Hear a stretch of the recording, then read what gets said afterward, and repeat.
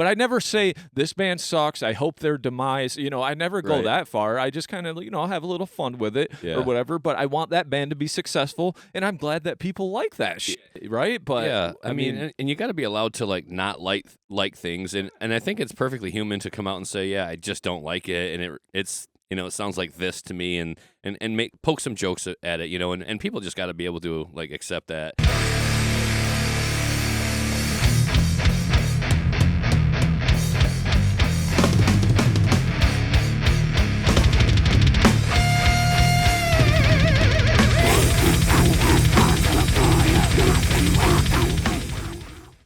What's up, everyone? Welcome to the Metal Maniacs podcast. I'm your host, Jay Ingersoll, and I'm here with a master of puppets. Your boy Modd. What's good, Jay? What's up, buddy? Feels like the Super Bowl today. Yes. So today we are going over our albums of the year. Yes. And I think this is a good conversation to have, to say that there is so much music out there. Yeah. You can't get it all in. Nope. I felt like I gave it the old college try, I want to say I probably put in 60 records, and that's not even like the Eminem that I wanted to listen to this year. Right. I didn't talk about Bill Murray in this at all because he's kind of more of a singer-songwriter, pop metal almost, So there's other albums that I crank. And, I mean, how many albums I listen to for bands, awesome music on the show for bands, local bands or Michigan bands, I should say. And yeah, so fucking so much music out there. It was hard to put it all in, and it was even hard. You kind of feel like, we were talking a little bit before the show, kind of feeling like, man, did I do my due diligence? Do I still want to change anything? Do I want to add anything? Because it's just ever evolving and so much music. So 2024 was a great year for metal, in my opinion. I listened to more this year than ever. I just wanted to make sure that when we came to doing this show, I could speak to not just like, here's 10 metal albums that I listened to and I ranked them, but I listened to a lot more than that. I didn't listen to 60. That's incredible. I don't think I take enough time to listen to metal albums like I should. I feel like I had a chance this year to really like listen to every new one, every chance, every time a new album dropped. And I think going into 2025, that's going to be a real goal of mine, is like, just look at what's coming out this week. And if there's 5 or 10 metal albums, like just try to pick the one, or skim a few, but then just pick one that's really to my taste. And I got to do a better job of that. But I listened to plenty. I listened to about 25, 30, give or take. So probably half of what you did. But I don't know how you get them in at work. Well, that's the thing. I can get them in at work. Right. So I can get 2 or 3 albums in. Right. I went back to listen to my top 10 like we talked about this week to refresh, just to make sure, because some of these came out in February or, so I listened to them back then. But, yeah, I can get 2 or 3 in a day if I just really want to go after it. So it's a little easier for me because I know how hard it is just when you're not at work and you're at home, just to sit all there around for the 60 house. minutes or 30 minutes even, So, yeah, but, man, totally excited. Really, I want to, shine the light on some of these albums because they are so damn good. Some of my ranking also was an album that I've listened to a few times. Yeah. Because sometimes I would be like, yeah, I listened to it intently, but I might be working out or, jumping in the cold shower, put metal on. Yep. So am I just kind of, what do I want to listen to real quick instead of finding something new? Yeah. That was a big part of how I ranked some of these, like how much did I want to come back and listen to it a second time or a third time? Like how many times did I listen to an album and say, oh, that's so good, I want to listen to it again right now? So that was a big factor in, putting some in the top 10. Like something could be really great. You listen to it and be like, that's really good. But then also like, but there's a lot like it. So there's not a real big need to go back to it. So some of these came down to like a uniqueness factor or something that made it stood out personally to me. Some people hear things differently, for sure. So something that I like in my top 10, people might think, why? Yeah. There's 20 other bands like that, or, I have other albums that I like better, somebody might think. But yeah, I mean, it's a good day. Quietly one of my favorite days of the year. Just slip it in on a regular-ass November 24th, 2024. But yeah, I've been looking forward to this day since the last time we did an episode like this. So this is a really good day for me. I'm happy to talk about all the metal of this year. And we won't even get half of it in probably. Yeah, probably not. So I do want to say, before we jump into this, I do want to say this, opinions are always just that, right? Yeah. Like, and just because maybe I don't necessarily like something, or we don't look at the same, look at the same band the same way. Right. Like, it might be your favorite band, and I may not like it at all. Doesn't mean you're a bad person or I'm a bad person. We got to get away from that. We got to get away from this weirdness of, like, just because we don't like the same things, all of a sudden you're the enemy, because you get a lot of that stuff online, and you know what I'm referring to. But at the same time, it's kind of like, but man, even, like, my goal with this show is to spotlight as much metal and as many good bands and local bands as possible. That's always my goal. I used to be a gatekeeper. I used to be an asshole and just really rip into stuff, but I think I've gotten a lot better over the years, and I'm just to the point where, like, it's not for me. But once in a while I might poke the bear and have a little fun and say something, but I never say this band sucks, I hope their demise, I never go that far. I just kind of, I'll have a little fun with it or whatever, but I want that band to be successful, and I'm glad that people like that shit, right? But I mean, and you got to be allowed to, like, not like things, and I think it's perfectly human to come out and say, I just don't like it, and it's it sounds like this to me, and poke some jokes at it, and people just got to be able to, like, accept that, that's not for him, and not take it personal. Yeah. Like, and I'm sure, because you gave me some albums to listen to, and I've heard you talk about a few of these things, and some I absolutely loved. Like, immediately was like, yes, that is the nail on the head for me. And there were a few other things that you recommended to me, and I was like, that's definitely a Jay album, and this is not it. It is just not it for me. Yeah. And I'm, short of, like, attacking you, because there's no sense in that. Right. Why attack you over it? Yeah. But some of these albums, I'm like, nope. That's a hard pass for me, dude. Like, if they're on a bill with somebody else and I got to sit there through it, fine, maybe enjoy it. But some of these albums, some of these were not for me at all, and I was just like, no. Like, I was laughing at how hard. No, I can't do it. But like, it's not a personal attack. If your favorite album isn't on my list, it might be on my honorable mentions list, which is another list that we will get to in another episode, correct? Yeah, that'll be a different episode. So we're going to have honorable mentions too, and there were so many good albums on that list. I was looking at some of them thinking, that could go in my top 10. Yep, I agree. Really great list, really good year for albums. Any one of my top 10, I feel like you could flip my list, invert it, and it would be, like, just as well for the next person over. They might think my 10 is their number 1. Yeah. So a lot of good music to talk about. I'm excited. Okay. And before we get into this, I just want to agree with you real quick and say that my list is also like that. I could literally interchange these in any which way. Yep. I had to pick a number 1, Yeah. and my number 1 might be a surprise to anybody that knows me. Sure. But it was on a uniqueness factor and what resonated with me, like you were just speaking on, right? Yeah. It's like what resonates with you. Sure. In what way, you know? So and I also saw a comment on the social media where somebody said a lot of factors go into how you feel about an album, like the first time you listen to it, what kind of mood you're in, what activity you're participating in. Sometimes you need to give these things a couple of listens. I think even if I only gave an album 1 listen and it spoke to me, I had to, like, earmark it, like, hey, there wasn't a bad thing about this album, and maybe we got to consider it in the top 10, or what we're going to say about it as to why it didn't make the top 10. But yeah, sometimes it's just a matter of, like, what's your mood and what's your activity. Mm-hmm. And, you might listen to one thing one day and think, oh, it's the best thing I've ever heard. And then listen to it the next day and be like, I'm not in the mood for it today. So yeah, again, the list can be fickle. Opinions are fickle. People are fickle. Yeah.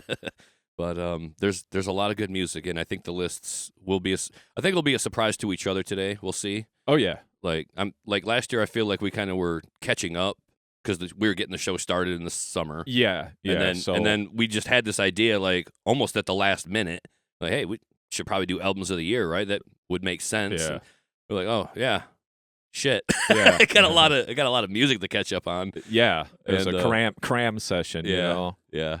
And I almost did that yesterday too. I was like, well, there's a few more that have been recommended to me. I better sit down. And yesterday was just like all day listening to metal. Some of the stuff I already knew was going in my list, and I wanted to make sure of placement, what I would say about it, and also some of it was stuff that I hadn't listened to yet, and I needed to get it in to say, hey, this has been highly recommended. It's been out for a while. I've taken my time on this, and I need to get it in. So yeah, yesterday was like 12 hours of music or more, just intermittently doing chores or eating, but yeah, really just in my pajamas all day listening to music, skip the shower. Like, you need that every once in a while, though. It was a good R&R day. Good day for music too, for sure.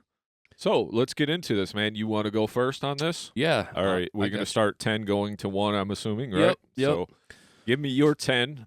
Yeah, so number 10 for me is a band that I've been pretty big on for a few years now, and I was really excited to get this album in October, and that is Fit for an Autopsy with The Nothing That Is, released October 25th.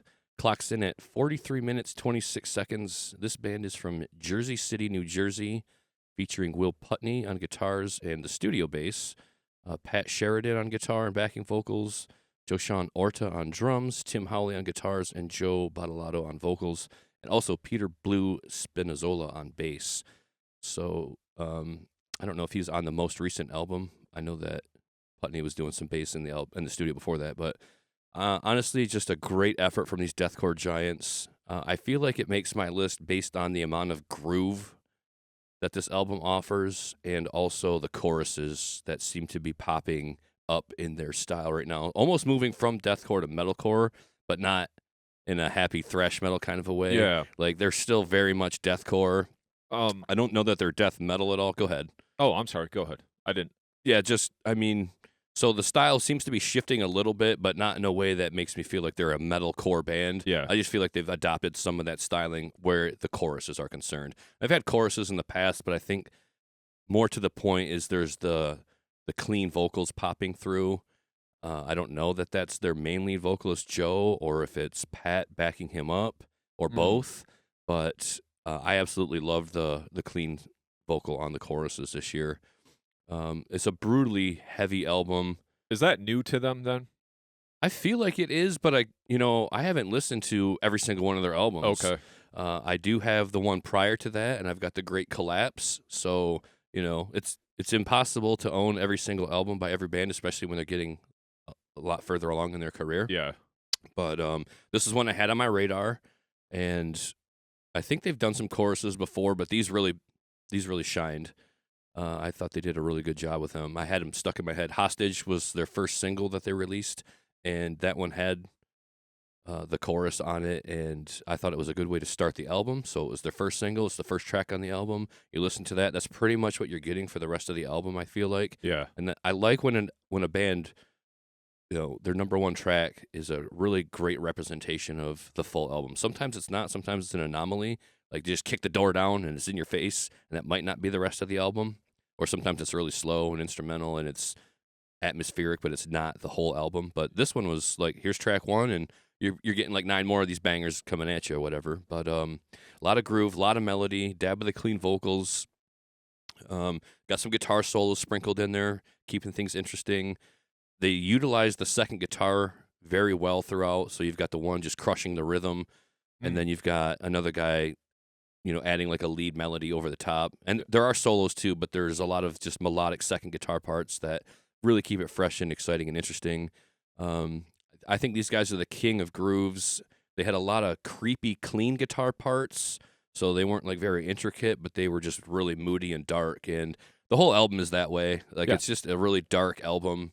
Looking at the cover art, it's basically like Earth being sucked into a black hole or something like that. I loved it. Big feels, big mood, and morose was another descriptor word that I used. Did you get a chance to listen to it, Jay? Anything you want to add to that? Yeah, I mean, for me, I was kind of taken back by the clean vocals because I expected a little something different. I remember you had the album, you showed me them guys a few years back, and I really enjoyed it. It was something different. I thought they might have just been another one of those continuous breakdown bands, so I kind of, set it off to the side for a long time. Sure. But when I did listen to it, initially I was like, wow, this is way better than I thought it would actually be. And then I did give this new one a spin, and the only thing that really stuck out was just the introduction of the clean vocals. I didn't find it too much different than, what they've done before. Yeah, exactly. Yeah. I felt like they kind of, and I feel like they're that kind of band where they're probably not going to go too far out on a limb, and start getting prog or something, No, but I think the skill set is there. They've got great musicians in that band. Yeah. And great production, great musicians. Yeah. They know what they're doing. Adding clean vocals is kind of like the cherry on the top. And I think the most important takeaway for me in this with the clean vocal edition is that you don't have to be an over-the-top amazing vocalist to sing cleans, especially with like some studio production, like, hey, a little studio magic, and that woosah, and then you've got yourself like some really good clean vocals. And metal, hey, there's nothing wrong with clean metal vocals, and we're going to see that in the list.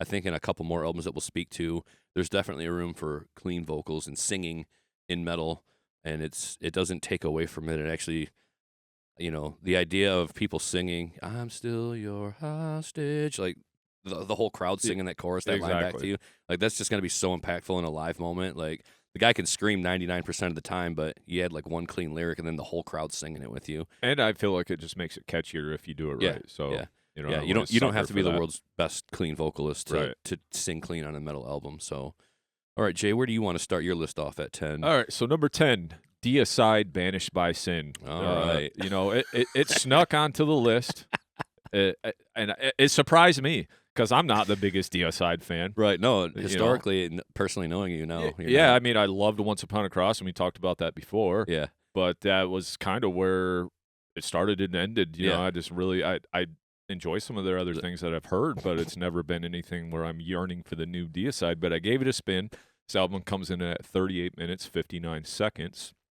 This lineup is Glenn Benton, bass vocals. Who wouldn't know him? Right. Songwriting, lyrics. And then you got Steve Esham on drums. He does some songwriting too. You got Kevin Quaron on guitar songwriting and Taylor Nordberg on guitar songwriting. So different guitar players. Yep. You don't have the OG lineup that was kind of there for a long time. I know they had another guitar player that was in and out with the it was Pat O'Brien, wasn't it? Yeah, but that was the Hoffman brothers. Is that who it was? Right. Yep. Yeah. So that was like the original guitar players. But yeah, for some reason this album just spoke to me. The production was great on it.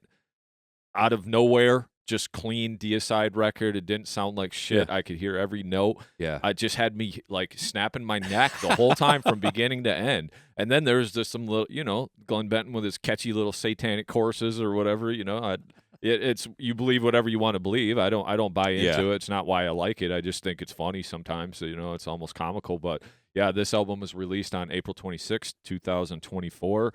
And this was one of the ones that snuck on the list because sometimes I was just like, what I want to listen to?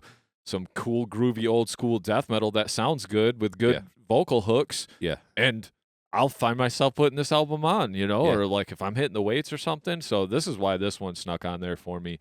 It just reminded me of Once Upon a Cross. Yep. And sometimes when you have those really good albums, from the past and something sneaks up and it kind of reminds you of that. And that's the closest you could get to that feeling when you listen to it at the time. Yeah. That's what this album did for me. And that's why this album is on my top 10 this year. Yeah, it's a really good Deicide album. It's the solos that sell it for me. Okay. I really love the solos. These guys are also a king of groove in their own respect. Like for a death metal band, they really know how to lock in. Just if it's not just like a steady neck snapper, they know how to like groove within their style. So if anybody had written off Deicide, if there are any former Deicide fans, this is a good album for them to come back and give them another chance and appreciate them as I did. I also listened to them and appreciated it.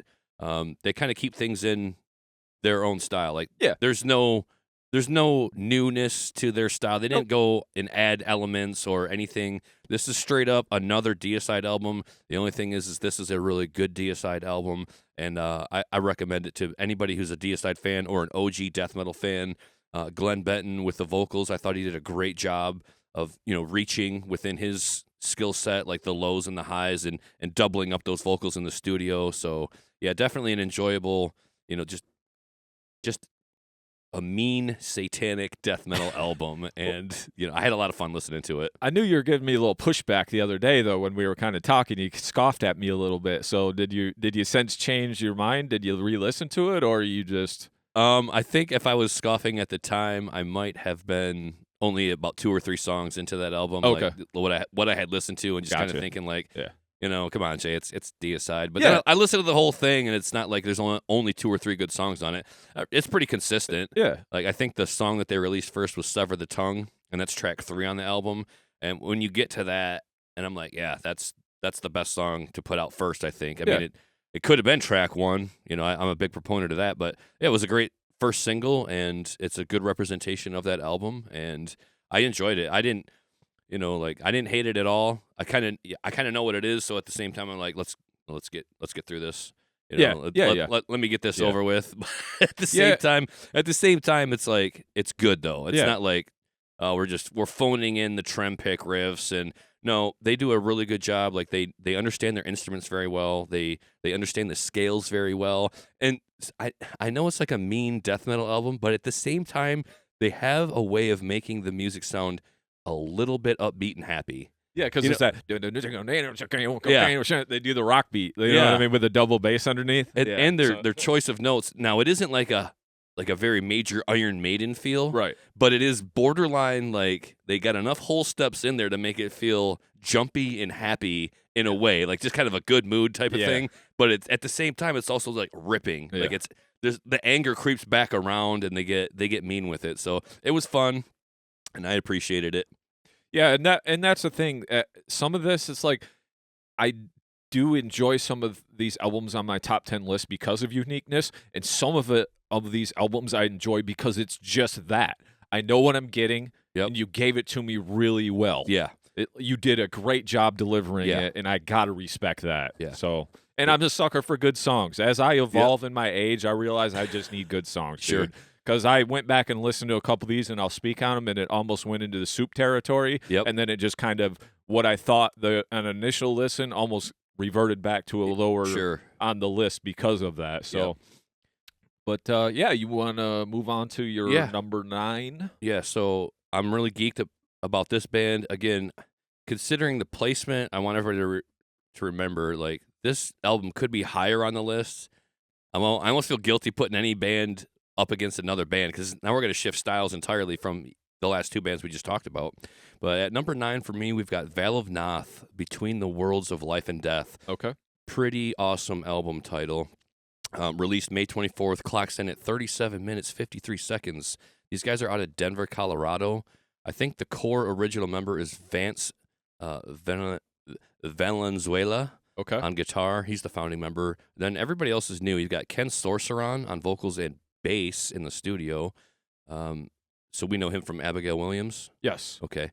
And a few other bands, but that's the other one I know him from. Yeah, Abigail Williams. We've got Austin Rolla on the touring bass, Gabe Sieber on drums, and that information was all derived from Metal Archives. Any other information I get on these bands is from Wiki, but they didn't have a Wiki page. But this is some blackened tech death metal. I think they're really moving out of the tech and into the blackened death metal territory with each release. It was a great follow-up to Accursed, which was more like an EP, about 27 minutes, 5 songs, 7 songs, but I think 2 of those were like instrumentals. So a really great follow-up. Took them some time to get this thing out to follow that up, but this was a really impressive album. They're implementing more and more orchestral or symphonic elements. Songs that I loved off of it were track 3, Soul Offering, track 4, Shadow, and the last track, Burning Light. But the whole album is amazing front to back, in my opinion. You've got great instrumentation across the board, a lot of layers throughout the entire album. I love the addition of Ken Sorceron to the band. He definitely plugs away at it on his social media. Like, he'll let you know, like, hey, I wrote this song. He's definitely, he puts it out there for the band. And I think I'm hoping he's happy to be in it. I know it's not his creation, but he's a really good member in that band. He did a great job on the vocals, in my opinion. So he just joined on this release then? I believe so. Yeah, Okay. He's not on Accursed. They had a different. Everybody was different except for Vance on that album. Okay.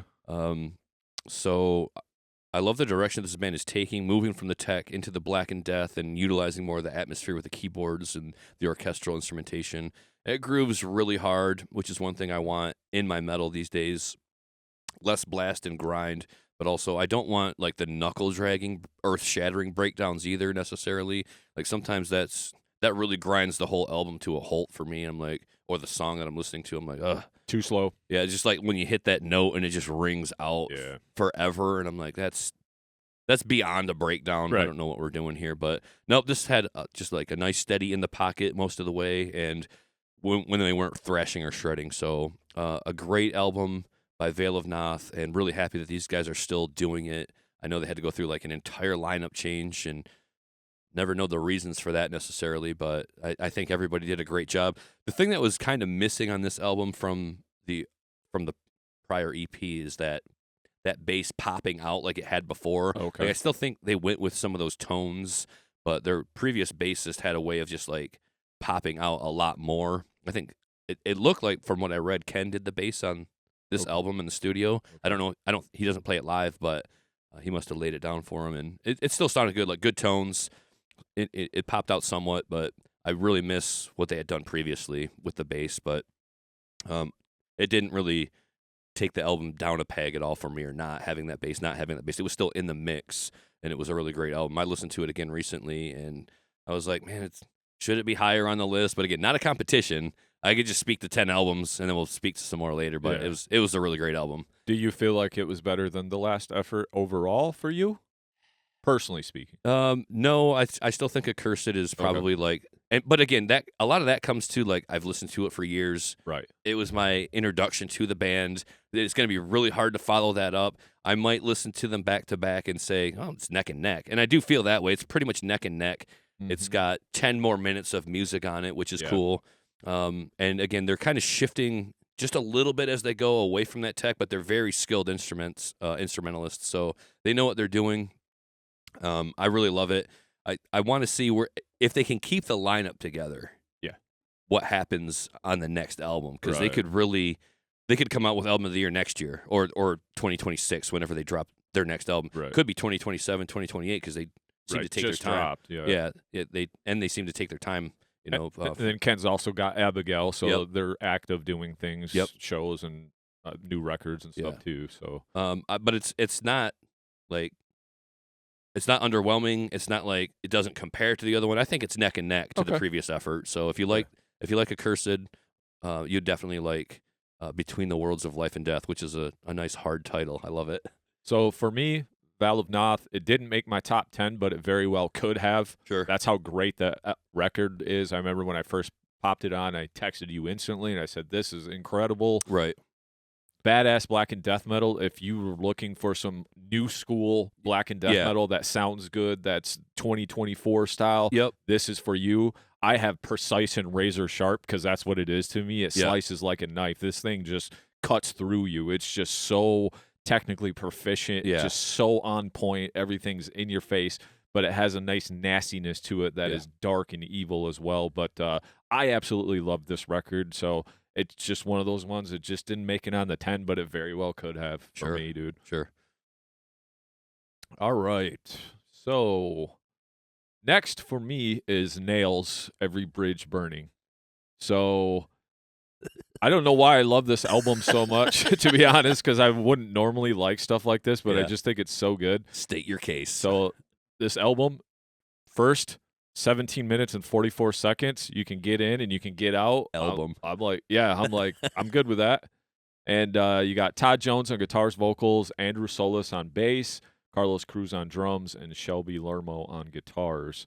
This came out on August 30th, 2024. And I was never really privy to these guys. Luke, yes, your name's getting mentioned again on the podcast. You'll start getting residual check any month now, I'll tell you. But he turned me on to these guys, and he said, you might like them, because I can get down with some crusty grindcore stuff every once in a while. You know, I can live that life. Obviously, being brought up on Carcass and, early Napalm Death, stuff like that we listen to.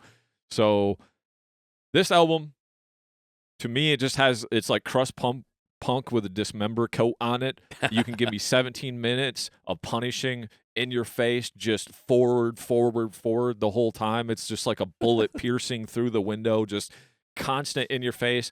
But when you listen to it too, there are a few songs that kind of have some repetitive parts and repeat towards the end of the album. Okay. Album, if you say 20 minutes, not even 20 minutes, but man, it was a great 17 minutes, and it made my top 10 just because I like it for what it is.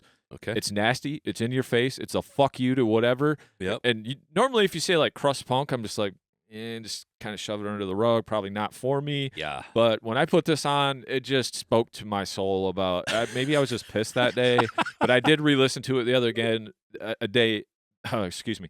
I did re-listen to it again the other day, and I think I was pissed that day too because it was still damn good. So, yeah, man, I don't know. I just really enjoyed this album, and So this one made my dishonorable mentions list. I laugh. And we talked about this where it's like, hey, this ain't personal, but I listened to it and I was like, this is not for me. I would never reach for this. It's a good use of the HM2 kind of anger with almost no melody.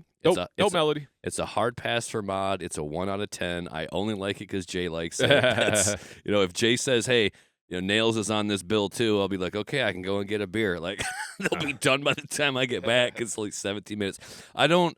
So for me, and you'll find this as we talk about my list and my albums and overall, like my taste, I like way more I need way more melody. Right. Stuff like this, it just goes right over my head.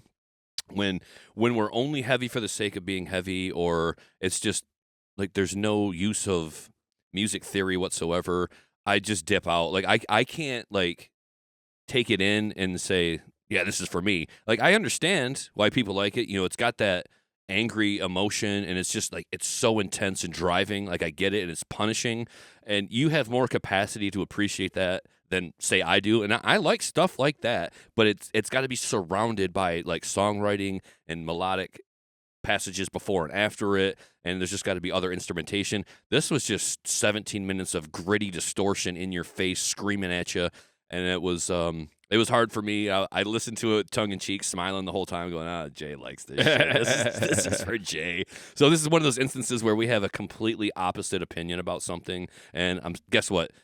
After the show, I'm still gonna be your friend. Tomorrow, we're not quitting the podcast because we don't agree on a fucking album. It's just, I knew what it was going to be. I almost wondered. I was like, I wonder if this is going to make Jay's top 10. Like, I know he likes it, but is it like it that much? And that you do is great. I mean, I'm happy for you. I'm surprised by it, to be honest, because usually I need a little bit more too, but there's just something about, I think it's the punk attitude with it. It's the big fuck you. It's the big, like, we don't have to be great or precise. You know, we just have to be a fucking steamroller. Right. And every once in a while, I'm always reaching for all that, like you talked about, melody and technical proficiency. Sure. Sometimes I just need a kick in the nuts, and that's what this is. You just need to lay it on them. And something about this really spoke to me, man. It's like it's just punching bag that you just. Yeah, exactly. Yeah, just that's what it is the whole time. So yeah, man. Well, I'm cool. I'm happy that for you. You. Don't like it. I'm happy for you. But listen, if it was 37 minutes, it might not be on my top 10. Yeah, right. Good point. Yeah. I mean, so that's the other thing that I like about it. I can take 17 minutes. Yeah. 23, 27. Yeah. I don't know, guys. Yeah, I mean, you can sprint to that one. You can ride the bike to that one for sure. And that's kind of my my takeaway on it. It's like, okay, 17 minutes of punishment. Yeah. I could take it. I like it. It roughs up my soul. Gets that sandpaper on it. Like gives me that old weird feeling. But after 17 minutes, then I need some melody or something like that. Sure. So, yeah. But hey, that's cool. That's fun. And you guys just listened to the last episode of the Metal Maniacs podcast. Thanks. I can't sit in a room with this guy. He likes heavy nails. shit. He likes nails. I can't get with it. No, I mean there was a lot of hype behind that one. I'm familiar with it. I've seen it pop up on Liquid XM. So you're not the only one who likes it. Like the fact that they're on the satellite, and I've seen it more than once. They pop up. So people are digging it, so good for them. And there's a backstory to it too, like the guy, like the way he approaches music, and they've been at it for a while, and they ain't gotta convince me or justify it to me, because I know that it's not my place to even judge why he writes the music the way he does or they do. I mean, hey, those guys could be awesome people, just like people I would hang out with, but your band's not for me. And that's cool. If they came on this show and they would be like, we understand one of you likes us and the other one doesn't, that guy can leave. Like I don't want to leave. I just want to sit in the corner and listen and watch. But and that's kind of what we're talking about at the beginning of the show. Just because we don't like it doesn't mean they're not great people. Doesn't mean they're not great musicians. Don't mean we don't want the most success for them. Yeah, we just don't care for what they put out. That's fine, dude. Yeah. It's going to happen. And in fact, case in point, I think it's going to happen right now with my number 8 selection. So for me, I wrestled with this one a little bit, and I kind of know how you feel. It might not be as drastic as how I feel about Nails, but it might be close to that. You'll get a chance to express your honesty in a minute here. But for me, it was Ulcerate, Cutting the Throat of God. Okay. Got to be the hardest album title ever. Yeah. That might be the hardest title ever. Yeah, I don't know how you come up with that after all of these album titles over all of these years of all these metal bands, but it was pretty goddamn sweet, I'll say that. So this one came out June 14th. I had it on my radar. I had it just set alarm notifications to go off. This is a long one, and it feels long. It's 57 minutes and 50 seconds, but it feels like a month. Like, it honestly feels like from full moon to the next full moon. It takes forever to... Album cycle to album cycle. Yep. So these guys are from New Zealand. I've talked about them on the show a couple times. You've got Michael Hoggard on guitar, Jamie St. Marat on drums, one of the best in the game. Can't tell me that he's not. And then Paul Kelland on vocals and bass. So this is, again, a microtonal blackened death metal band with deep, doomy, gloomy riffs and sickeningly clean guitar passages. I just feel like it's drinking cool, crisp water under the night sky. Like, it's something very clean about it, but also It just, like, in your stomach, it almost makes you kind of sick. Very dark, brooding album. The song remains the same with this band, literally. They all sound the same, but in a very good way. You kind of love them or hate them. Maybe you're middle of the road, but this album picks up where the last album left off, and this album is consistent from start to finish, much the same as the last album. 1 minute you're hypnotized by a clean riff, the next you're bobbing your head to a dirty version of that same riff, and then the drums and vocals just kind of carry you on a roller coaster ride into a black metal marathon, which eventually breaks into some very familiar riffage from Michael Hoggard. He tends to somewhat recycle his style from one song to the next, but in enough of a different spin on it to make it, fresh and welcome. There isn't a ton of diversity here, yet it is very unique from all other releases that I've heard this year. And this band is bordering on avant-garde to me. I have yet to hear another band like Ulcerate. So no band makes me appreciate a good grind like this band, and that is because of the riffs that they play over those beats. It's a very triumphant album. It feels like marching off to battle. It feels like falling from heaven. All songs over 7 minutes long. So definitely an album for fans of progressive, blackened death metal. Great ebb and flow from clean passages to violent blackened death metal. Very melodic, melancholy, thought-provoking. One of the best drummers in the game and one of the most unique songwriters around. Love this album. Love the album cover. Love the album title. So, Jay, I know you listened to it. I know it doesn't make your top 10. What do you want to say about Ulcerate and Cutting the Throat of God for the people listening at home? I mean, it's very low-rated album for me. Sure. I just felt it was very redundant, just noisy and dissonant the whole time. Like, something's about to happen, but nothing ever happens. It's just kind of jilted and all over the place, and he's just kind of like, it's just like this weird stop-starty shit all the time. Right. And then he's just constantly playing the alarm clock notes on the guitar like the whole time. Yeah. So for me, this album was a big miss. I was looking forward to it. I was looking forward to Cutting the Throat of God, and then I seen these long songs, and I was like, oh, here we go. Yeah. And I listened to the whole thing, but by the end, I thought I was still listening to the same song. I thought it started over. I didn't know what was happening because nothing ever really just stuck out where it was like, that was cool. But I do agree, they sound like Ulcerate, so they sound like themselves. They don't sound like anybody else. Like, they only sound like them. Also, they have their own style. Yep. They do their own style of whatever this music is, blackened avant-garde metal. Proficient top-tier musicians, of course. I mean, so I'll hand all that to them. Sure. Just for me as a musical piece, does nothing for me. Yeah. Either, nothing like I said, for me. You can listen to this, and you can listen to one song, track one. If you do not like track one, take it out, give it to somebody else who might like it, because honestly, that's what it is for like an hour. And it, honestly, and I'm being totally honest here, I listened to a couple of songs they played on Liquid XM, and I thought they were playing the old material from the last album. Oh. I was like, oh, shit, what do we... And then I listened to it closely, and I was like, no, wait, that track is from the new album. So it does sound exactly like the last album. These guys really know what they're doing in terms of their style, and they stick to it.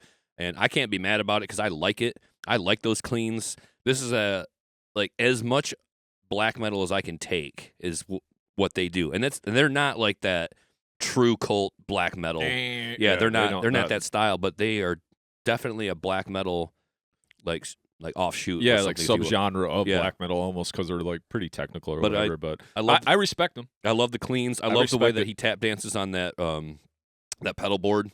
So he'll play a rhythm and it'll loop it so that he can do the second guitar parts live. Oh, okay. So yeah, what you hear on the album is what you'll get live. You'll hear two guitars going on the album, but he'll just loop it on stage, and I watched him do it, and he was amazing. So big fan of the band. If you like black metal meets death metal with a lot of good cleans in it, you're gonna love this album. I feel like they're in the eye of the hurricane, man. They're a force in the musical world to me. So Jay, what do you got clocking in at number 8? All right, so I'm going to say for my number 8, I'm going with Knock Loose on this one. All right. Another album that I wouldn't necessarily see myself putting on a list. Yeah. But for some reason, I listened to this album. Suffocate! Yeah, I listened to this album. They won a Grammy, didn't they? For that song? I know they were nominated for one. Okay, they not nominated for one? So, I'll you speak to it. I'll look that up really quick. Yeah, sure. I know they were nominated for one, but this album, it's just heavy, punishing. To me, it's great music. It just has, it kind of has the one song. Like, it could be all kind of one song. It kind of blends together if you're not really familiar with this. But I think it's the energy. And usually when a band has this much hype, I do always question, like, why do they have so much hype? But for this band, I understand why. Yeah. And I know his vocals sometimes are hard to take. But as an overall, like, if you watch live videos or anything of them or just listen to this thing is just so fucking heavy with the breakdowns, and it's just punishing. It came out on May 10th, 2024. And this is just one of those bands that normally these kind of bands are hit or miss for me, but these guys are a big hit. Very, very cool band. The riffs are just, some of those riffs I listen to, I'm like, I wish I wrote that riff. And when I say that, that's when I really know that I like the band. They have a simplicity. They are simplistic in parts, and then there are other parts where they do throw some of that technicality in there, but they do it enough, and they have a good balance. And I just can't say nothing but good things about this album, because a lot of times if I wanted just something heavy to put on while I'm lifting or whatever, I found myself multiple times putting on this album. Okay. And it just sang to me. I just really liked it, man. It was really good. So I'm familiar with the Knock Loose. It's been recommended and it's been played ad nauseum on the satellite. So like I hear it a lot. It was and I tend to agree with your assessment. Like the music is really good and it's a matter of those vocals. For me, I hope this guy's taking care of his voice, because it sounds like there's no way he can be. Like that is some brutal screaming. Like maybe he's built in a way that he can sustain that, or he's figured out a good regiment to like exercise and warm up his vocal cords, because I worry for the guy. On God, I worry for this man and his ability to like, not injure himself while singing. But it is the yapping for me where I'm like, oh my God, I can't with this guy all day. Like I wish he could switch it up a little bit. Yeah. And give me a little bit of diversity there would be nice. I enjoy the music, but again, it's another one of those bands where I can't take on too much of it, because again, there's a real lack of melody here. There's like an entire lack of melody almost. I mean, I think they get into like maybe some chord strumming, so there's like melody in that sense. Yeah. But they don't do like the intricate harmony lines or anything like that. It's not their style, and it's fine. And that's just going to be one of those things for me where it starts and stops at the style of music that they are. Where I'm like, I can appreciate it. I could go and see them live on a bill and watch them do their thing and not hate. Like I don't hate on it. In fact, the Suffocate track, Poppy's on it, and my daughter is a big fan of Poppy from the Van track with Bad Omens. But so when she comes on, I'll be like, oh, there she is. Like that's her part singing right there, and I love it. I love that line, that when they both do Suffocate, I'm just like yes to that. So I do have appreciation for these guys. I think they're fun. I'm for the hype. I'm for any band that heavy getting popularity, right? And like just propelling the genre up. That's why I love these guys, man. No hate whatsoever. It's just a style thing for me, where like it's just going to be like, okay, you guys are really great at your style, but that's also not a style that I reach for. But nothing but love for those guys. And again, I hope that singer's taking care of his voice, because wow, like just the fact that he could do that. It's not my favorite vocal ever, but the fact that he can do that is wildly impressive. Like cheers to that guy. So to stay consistent, the album was 27 minutes, 28 seconds long. That's also why I like it too, because I can ingest something like this. Another one of those just gut punches, 27 minutes and you're in and out, a good workout. the band members are Brian Garris, who is the vocals and lyrics. Brian, take care of yourself, buddy. Yeah, Isaac Hale, lead guitar, vocals, and I wish Isaac threw more guitar because or vocals in there because he does them low vocals. Okay, you know what I mean. Yeah. So he'll layer it once in a while. I just wish there was more of that or sections of just that where there was kind of like the death metal vocal. I think that that would kind of even set them apart more. And that reminds me, I did watch another video of theirs prior to the Suffocate track coming out. I think they dropped a different single, and that one did feature another instrumentalist singing, so backing him up. So it does have the vocal diversity in that respect. There could be more, though, because the yapping does kind of, because it's wow. Yeah, you know what I mean? So just wow. So you got Nico Calderon on rhythm guitar, and he does backing vocals too, it says, and then Kevin Oten on bass, and then Kevin Paxson Kane on drums. But, man, like I said, the hype is real with these guys. I just think, and watching them live, seeing their energy, it's a spin kick kind of thing. I'm 43. I'm not spin kicking. Nope, I'm not moshing. But I do like seeing the kids do that. And if your band can go on stage and have those kids spin kicking and singing your songs and jumping on each other and just has that hardcore attitude with enough of that metal taste in there for me, that it just speaks to me. So that's my album, brother. I get it, and I appreciate it. And more power to that band, and wish them all the success. It's great for the metal community. And did they win? No, they didn't. They got a nom, but they did not win. I didn't see who won that category, but I just saw that on the Grammy page. It was a nomination, 1, wins 0. Okay. So, but nonetheless, being still a fucking win, bro. Yeah, being nominated at the Grammys is huge for metal, and a legit metal band, not a faux metal band. And they're going on Kimmel, so like, think of the bands that did that, like Slipknot. Like, what kind of tier band you have to be to do that? Yeah, like, exactly. You're top tier shit, bro. You're doing something. All right, so this is moving on to my 7th album of the year. My number 7 choice in my top 10 is Doth the Deceivers. Dropped on May 3rd, day before my birthday, so happy birthday me then. And then length of 43 minutes, 46 seconds. These guys are from Atlanta, Georgia. For some reason, I thought they were from overseas. I don't know why. Well, they have, like, Krim, the drummer. Yep. Like, he's kind of from overseas, so they have members from all over. Yeah, I think that's what the interview I watched. The guy was saying, like, you got 2 guys maybe from the U.S., but then five guys from overseas or whatever. But we've got... So before you go crazy on there, so Eyal Levy, he's the dude that runs the Unstoppable Recording Machine podcast, and he does the Riff Hard, which is like a subscription-based guitar lesson service or whatever. So I listen to both of his podcasts because he always has all this. So I'm very familiar with Eyal Levy because he's the guitar player in that band. Yeah, so and go ahead. I believe he is the sole remaining founding member. Yeah, he of was the band. like from before because he talks not a lot about his band, but he'll just reference things or whatever, like him being on tour and different stuff. So yeah, it's kind of his thing. Yeah, so it's Eyal Levy on guitar. You've got Sean Zatorsky on vocals. Did a great job. Krim Lechner on drums. Fucking monster. Yep, beast. Jesse Zaretti on synth, orchestration, and guitars. Rafael Trujillo on lead guitar. And David Marvuglio on bass. So this is a melodic thrash tech death metal band. I hate that we got to get into like so many subgenre adjectives, but it is what it is. I need to accurately describe this band to people. So melodic thrash tech death metal. This band returns after a 14-year hiatus. Very thrash tech. The riffs are top-notch, though, and the vocals really did a great job. They did enough to keep things interesting. There's enough diversity there as a fry metal vocalist where it's not just high-low, but he does things, just to give a little bit of a pitch shift or a tone shift from line to line as needed.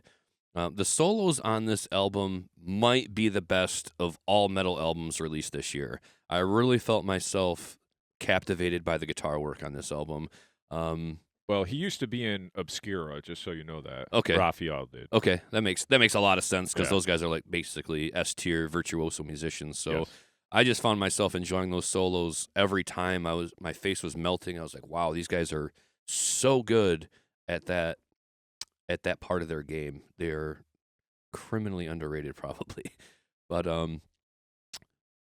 it was probably the highlight of the album. It's got keyboards all over, just laden with atmosphere everywhere. Busy guitar work, guitar virtuosity. This album grips attention from the very beginning. It's a very colorful album. not exactly upbeat and happy, but it's very melodic and heavy, and the busy drum work complement all the riffs. They do feature some cool, clean passages and some awesome grooves to offset the otherwise fast-paced album. I'm glad to have these guys back. They've been around forever, but this is one that because they've been gone for so long, I'm like, well, let's see what they're doing after like 14 years, off the radar. I was pleasantly surprised by this. I flirted with it being a lot higher in the list. Really? Yeah, I flirted with this one being way closer to number one. But then I had to like be objective about some of these other albums and say, okay, like, yeah, I like this Deceivers album a lot by Doth, but there are some other albums that had more elements, kind of well-rounded these other albums out that pushed them a little bit higher. But I know you got a chance to listen to it. Jay, how'd you feel about it?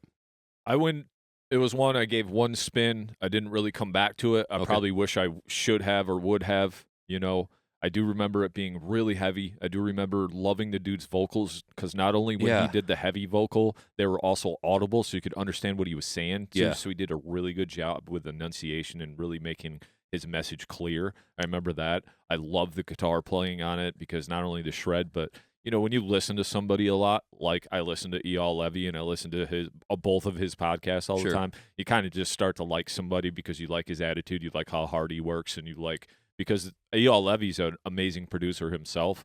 I actually got a course like on Creative Live, and it was one of his recording courses, so I watched all that too. So I learned a lot from the guy as well. So I just awesome. I respect and like his work. Right. To me, it was a top tier album. One of the albums that could have went on my number 1 through 10 easily as well. It's just so hard with so much great music. I wish I would have went back to it. Krim, the drummer, he's fucking top tier. I mean, when it comes to death metal drums, he's one of the guys people name. Pete Sandoval, he's one of the guys. Yep. In John Longstreth from Origin. When you talk about this kind of drumming, and his name is in there, Krim. Yeah, and Krim is, correct me if I'm wrong, but he's also a bit of a content creator on YouTube, right? Like he'll do all kinds of covers. Yep. And I think he also plays in the band Septic Flesh, which is that they're, I want to say, I don't know exactly where they're from, but overseas somewhere. But they kind of do that like really big orchestration and everything, and they kind of put on those big. They all wear the garb and the makeup and everything. So the leather and chains and leather and studs. So I think I remember listening to them last year. They had a really good song, and we discussed them a little bit at some point on the show last year. But Doth, I can understand why it's top 10. It's a great album. And it kind of harkens back a little bit, like you were saying, one of the albums kind of like Deicide, right? Yeah. So for me, it kind of goes back to like some of that melodic death metal, even if you will. I mean, they did a death cover on that. Okay. Or I don't know if it's on the album, but it was one of their promotional songs they did. So they did The Philosopher. All right. And then they also did Where the Slime Lives. So I don't know if you caught those or not. But no, it makes me want to go back and dig those up because obviously not on the album then. Yeah, no, I would have noticed that for sure. That would have really jumped out to me if that had been the case. So it must be a B-side somewhere. But it took me back, but it's also like a fresh spin on the genre, like that melodic thrash death metal. So really good work by those guys. And anybody else listening, if that's your style, it could be like your number one. And I would not argue with you at all because it had me taken with those guitar solos. My brain melted. Fucking good, man. Yeah, really good. So number 7, Jay, what do you got clocking in? All right, so I see this might be another one of the ones that I really love and you probably didn't like. But this Fulci Duckface Killings. Yeah. Slammy death metal, nice grooves, riffs. I know the vocals probably for you weren't great. For me, I fucking loved every second of it. So this album is 32 minutes, 43 seconds. So as you can see, there's a theme here with me. Give me a good 30 or less, and I'm loving it because that's what I can ingest. Yep. I don't need 70 minutes from you. Heard that. Thank you. Appreciate it, but I don't. So this album came out on August 9th, 2024. The lineup, these guys they're actually an Italian band. Okay. And a lot of their lore or the things that surround their band, or especially with this, are based on like this Italian horror gore movie maker. So their band is kind of like based on that dude's work. That's why it's called Fulci, right? Or Fulci or whatever. So you got Clem Digolo on bass. You got Dome Diego on guitar, songwriting, lyrics. You got Fior Stravino on vocals, lyrics. You got Eduardo Nicoloso on drums and Ando Ferrario on guitars. I probably butchered all of those names. Sorry about that, fellas. But I don't know. For me, this is just great fucking slammy death metal, riff after riff. I'm just like, another one of those things where I wish I wrote that riff. I wish I wrote that riff. I wish I wrote that riff because that riff is so fucking badass. Yeah. You know, I with all these albums, and I don't want people to think that I'm like picking shit apart, but I did put like a note on some of these albums as well, like maybe the bad side of the album. Sure. And the biggest thing with this is it does sound like a lot of death metal, and the vocals are only one tone. So if you're a tone chaser and you want the guy to be all over the place and do some vocal acrobatics, this isn't your guy. Yeah. But to me, this is just another one of those straight to the point. It's heavy as piss. My neck was stabbing the whole time, and it was riff after riff that I wish I wrote. And when I think that I wish I wrote those bands' riffs, then I fucking like your band because your riffs are badass. So, yeah, I mean, that's all I got to say about it. If you like slimy death metal with great grooves, this is for you, man. Everything was on point for me, so... Oh, I'm glad you liked it, Jay. This one makes my dishonorable mention list as well. I just, again, a testament to us having, like people have watched the show. Sometimes I think these guys just like the same thing all the time. Well, today's show, not that case. Not the case. Not the case. And it's, I think as we get into the list going forward, we'll see a couple of the same albums, maybe. Yeah. I'm not sure. I haven't looked at your list. I'm only trying to like scroll through where you're at and not get ahead of myself. But this one for me is it's just not for me. It's definitely like an old school death metal vibe. Yep. And I can't get with the vocals. So immediately I can't listen to this album. I didn't understand the weird 80s synth pop thing. Like, like that kind of threw me. Like I like a lot of different variation. Like I like reaching for other instrumentation and the orchestral and the symphonic stuff and piano, acoustic guitar, whatever. I think sometimes I'm just a little bit too pretentious and highbrow about things. So when I hear something quirky like that, I'm kind of like, what are you doing to me right now? I feel like you're antagonizing me as a listener right now. I don't get it.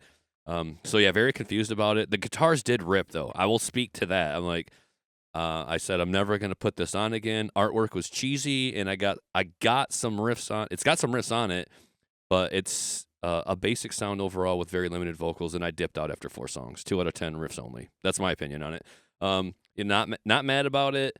If they were an opening act for somebody bigger, which they just were, I would probably be at the bar and then to the bathroom and then come back and enjoy like one song by them. And I use the term enjoy loosely, but yeah. So when you recommended this to me, you know, and I got it in with some other recommendations, I was like, yeah, this is for Jay, and I get it. And maybe there was a time in my life when I might have liked it more, but I don't think I was ever really for them like low guttural vocals that much. Yeah. Like using it sparingly, it was like something I could get with, but like if that's your main and only vocal, then I'm a little bit lost on it. But more power to you, more power to them. Don't hate on them. I just thought it was kind of like, for me, I need a little bit more diversity in the sound. Other than that weird 80s synth keyboard pop thing that they were doing, I didn't really get that. But not trying to hate. I just got to explain that I did listen to as much of it as I could before I realized it wasn't going to get so different drastically. Yeah, it's not anything that gets drastically different. But I can see, you know, it's old school death metal, clocking in at 30 minutes, so you can get a lot of miles out of that. Yep. You know, just under 30 minutes, right? So I get it. More power to them, and yeah. Just I put it way down at the bottom of my list, so I had to scroll down. That's cool because I seen a lot of people talking about it, and I listened to it at first, and then I was just like, not really sure, and then I got deeper and deeper into it and started absorbing it more, and I'm like, man, I really fucking like this. Yeah, cool. So what are we at, 6? 6. All right, I'll lead off with my 6th. Out of my top 10 this year was Ancients, Beyond the Reach of the Sun. And it came out August 30th. Clocks in at a lengthy 58 minutes and 38 seconds. These guys are from Vancouver, British Columbia, Canada. So way out west, north of Seattle. Got Kenny Cook on vocals and guitars. That right there, that guy impresses me. The fact that he's playing any of that and singing all that he's doing, like that's wild to me. So he did a great job with this, and probably been doing a great job for a long time. This is kind of my introduction to this band, to be perfectly honest. Got Michael Hannay on drums, Brock McInnes on guitar, and Roy O'Brien on bass. So this is a very progressive thrash death metal band. Melodic. It utilizes a lot of clean riffs and passages, a lot of clean vocals and solos to give this album diversity. We're talking about opening the album with an 8-minute track, a lengthy clean passage to start that, and some slow tom work on the drums. So this tells you that you're in for a very progressive metal album immediately. The guitars are almost a little fuzzy sounding in some of the tone, so it reminds me of some stoner metal guitar tones. I don't think that was like 100% the guitar tone throughout the album, but there were a lot of it. Yeah, I noticed that too. It stood out to me. I was like, oh, they went for the fuzz sound. The album also features some keyboards to fill out the sound, but they aren't a major component of the album overall. They're just sprinkled in here and there enough to give it guest musician Justin Hagberg a nod for his contributions. Amazing album art, I would say, for fans of Opeth, Chemist, Evergrey, Caligula's Horse, Baroness, Soen, and Catatonia. Man, I loved this album. Just the ebb and flow of it, going from the clean passages to the metal passages and integrating those in a way where it's not like, okay, we did a clean riff, stop, silence, now metal, or, stop, go. Like, they really integrated those things very well. Very melodic again. That is my taste. So we're basically doing a 180 from the Fulci right here. Like, we're long songs, long album, a lot of clean stuff, a lot of melody, but still heavy. Like, you're not going to tell me that's the whole reason it's on the list. I'm just kind of dancing around the fact that it's very heavy, and that's why it's in like my top 10. I felt like when we got to those heavy, like, you had enough going on. We're like, yeah, it's cool, it's peaceful. And then all of a sudden we're making the angry face, and we're down picking, and really creative, original riffs. I loved it. And it's definitely for me, and I'm about that life. What about you, Jay? Did you get a chance to listen to it, and did it make your list? Yeah, so it made my honorable mentions. Okay. It was one that I spun last night. I was just going to skim through it. Sure. And most of these albums I wanted to get a full pass, but I wanted to be familiar with whatever might have been on your list. So sure. I spun it last night, but it was so good that I kept listening to it. I'll be honest, I thought that this band was what Opeth was. I told you that yesterday. Like, I thought when I heard Opeth, this is what I was going to get. Right. Just kind of the long songs, very beautiful cleans, great singing on both fronts. For me, that's not what I get with Opeth, but I do get that from Ancients. Yeah. And I really enjoyed this album, man. It was great. If I had to pick one thing, sometimes that shit, like, you drag on a little too long. Sure. You're getting too noodly with the 7 minutes. Like, I just give it to me. Get the fuck out of my way. Like, I'm just that kind of guy. Like, I'm not trying to linger around for used 7 to be that. minutes. Yeah. Used to be like, we wouldn't even write a song under 5 minutes. Right. Like, no, there needs to be so many parts to it. And how do you get all the parts in without coming in at 6-7 minutes? Exactly. If it was only 4.5, 5, you'd look at it and go, well, it needs more. Yeah. Like, there's obviously something missing.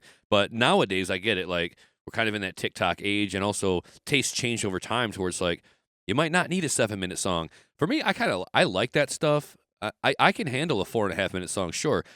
It's definitely dependent on the style. And I feel like with these guys, they could probably trim some fat. They could snip it down a little bit. Yeah. But I think that, when you're the main songwriter, you're nuanced, and you're like, no, it's got to be like, I got to repeat it this many times. It's your art, too, so if that's what you're feeling. But, I mean, like I said, still great album. Like I said, I just want to put just one little caveat that might, as somebody would be listening, just to be honest, that it did drone a little bit for me, like a little, in Modd's terms, a little long in the tooth on some of those clean parts. Like, we could get to this a little faster, or you ride out a riff a little bit too long for me sometimes. But other than that, great players, great album, good production, because it's not so crisp and clean that it's overly produced, but it's nice and full and still sounds like metal when they get into the metal, but the beautiful clean parts are so beautiful and clean, you know. So hell of a record, man. I'm glad I listened to it, and I'll probably go back to it. Like, that's about as far as I go. Besides, like, BT Bam, like, as far as progressive when metal, that's as far as I want to go with it. Yeah. Then after that, then you just start getting fucking weird after that, and then it's not for me, you know. But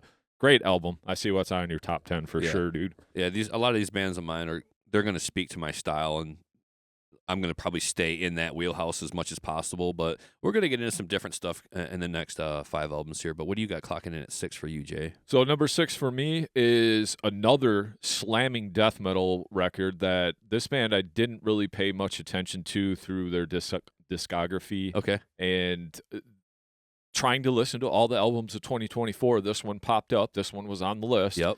And I've been familiar with these guys, but this band is Skeletal Remains, Fragments of the Ageless.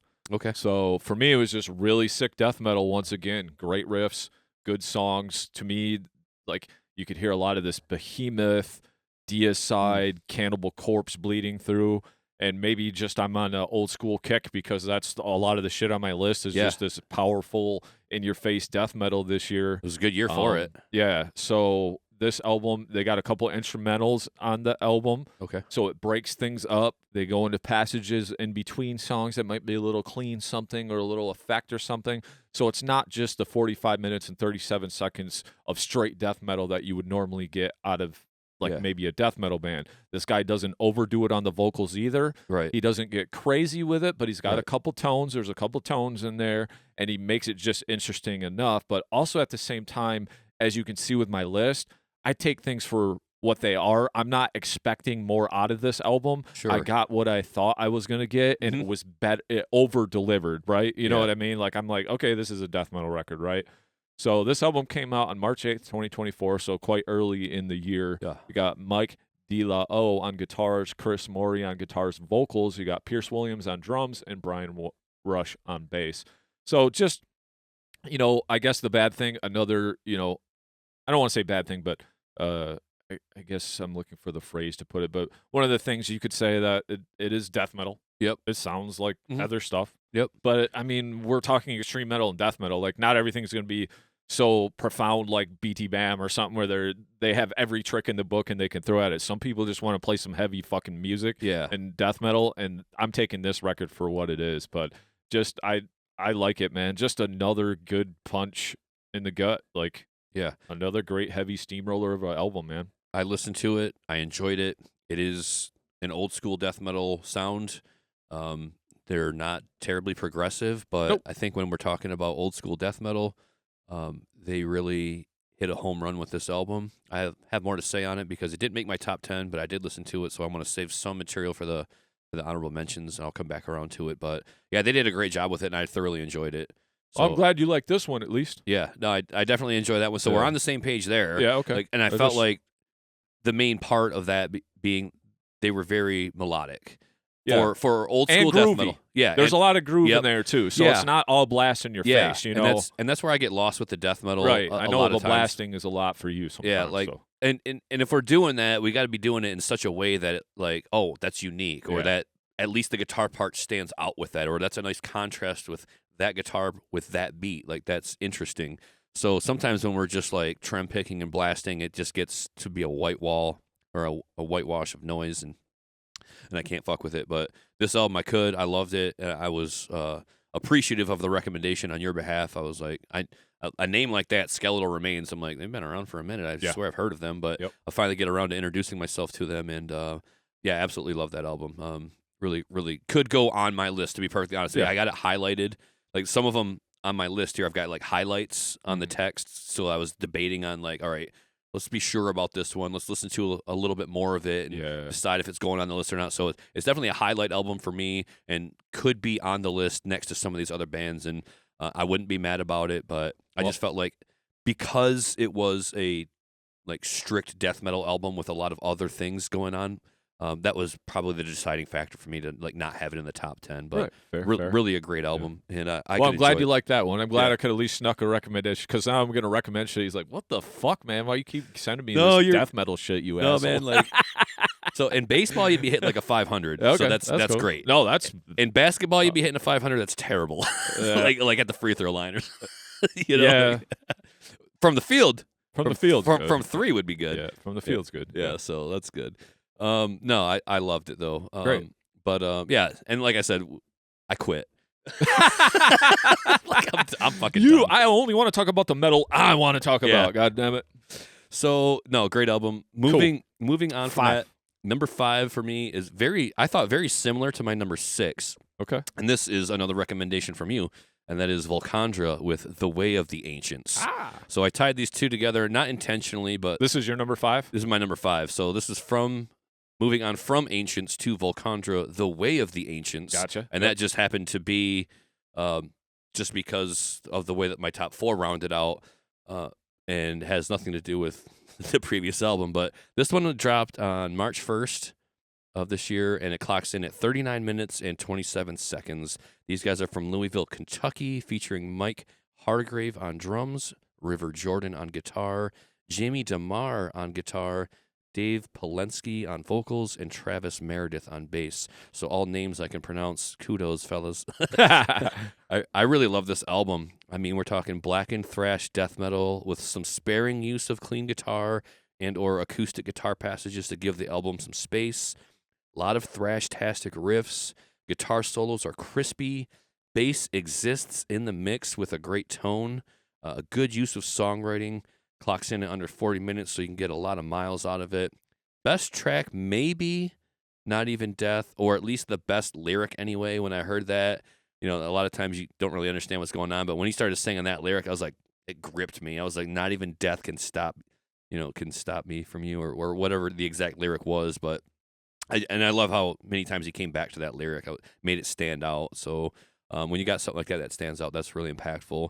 The title track is The Closer, is another one of the best tracks on the album. And that's to say nothing about the previous 6, because they're all good. Yes. I absolutely love this album through and through. I just thought that it's a testament to the album when the back end stands out. Like, you want to go out on a strong note. These guys really did that with the last 2. The start of the album was amazing to me. Like, you had me immediately. Like, there was, like, as soon as it started rolling out, I was like, oh, yep, I'm gonna like this. Yeah. I knew it's it. chocked full of melody. Yeah, and that's again, that's my style. That's my speed. A lot of memorable melodies help these songs stick in your head and give the album a very triumphant feel. It's heavy, but it's also mellow. So there's a great ebb and flow from the blackened death to the atmospheric, progressive, hauntingly beautiful, awesome album art, and just a great work overall. Another band that I don't think I've heard of. They may have been around forever. I don't know. Yep. But seeing that they dropped an album this year, seeing that it was a recommendation from you. Well, it was also a recommendation from Clint when he was on the show for Corruptor. Yep. So I listened to it because he was talking Thank about you, Clint. it. Yeah, no kidding. The man. Yeah. This is like immediately in my wheelhouse. Top 5 album of the year for me.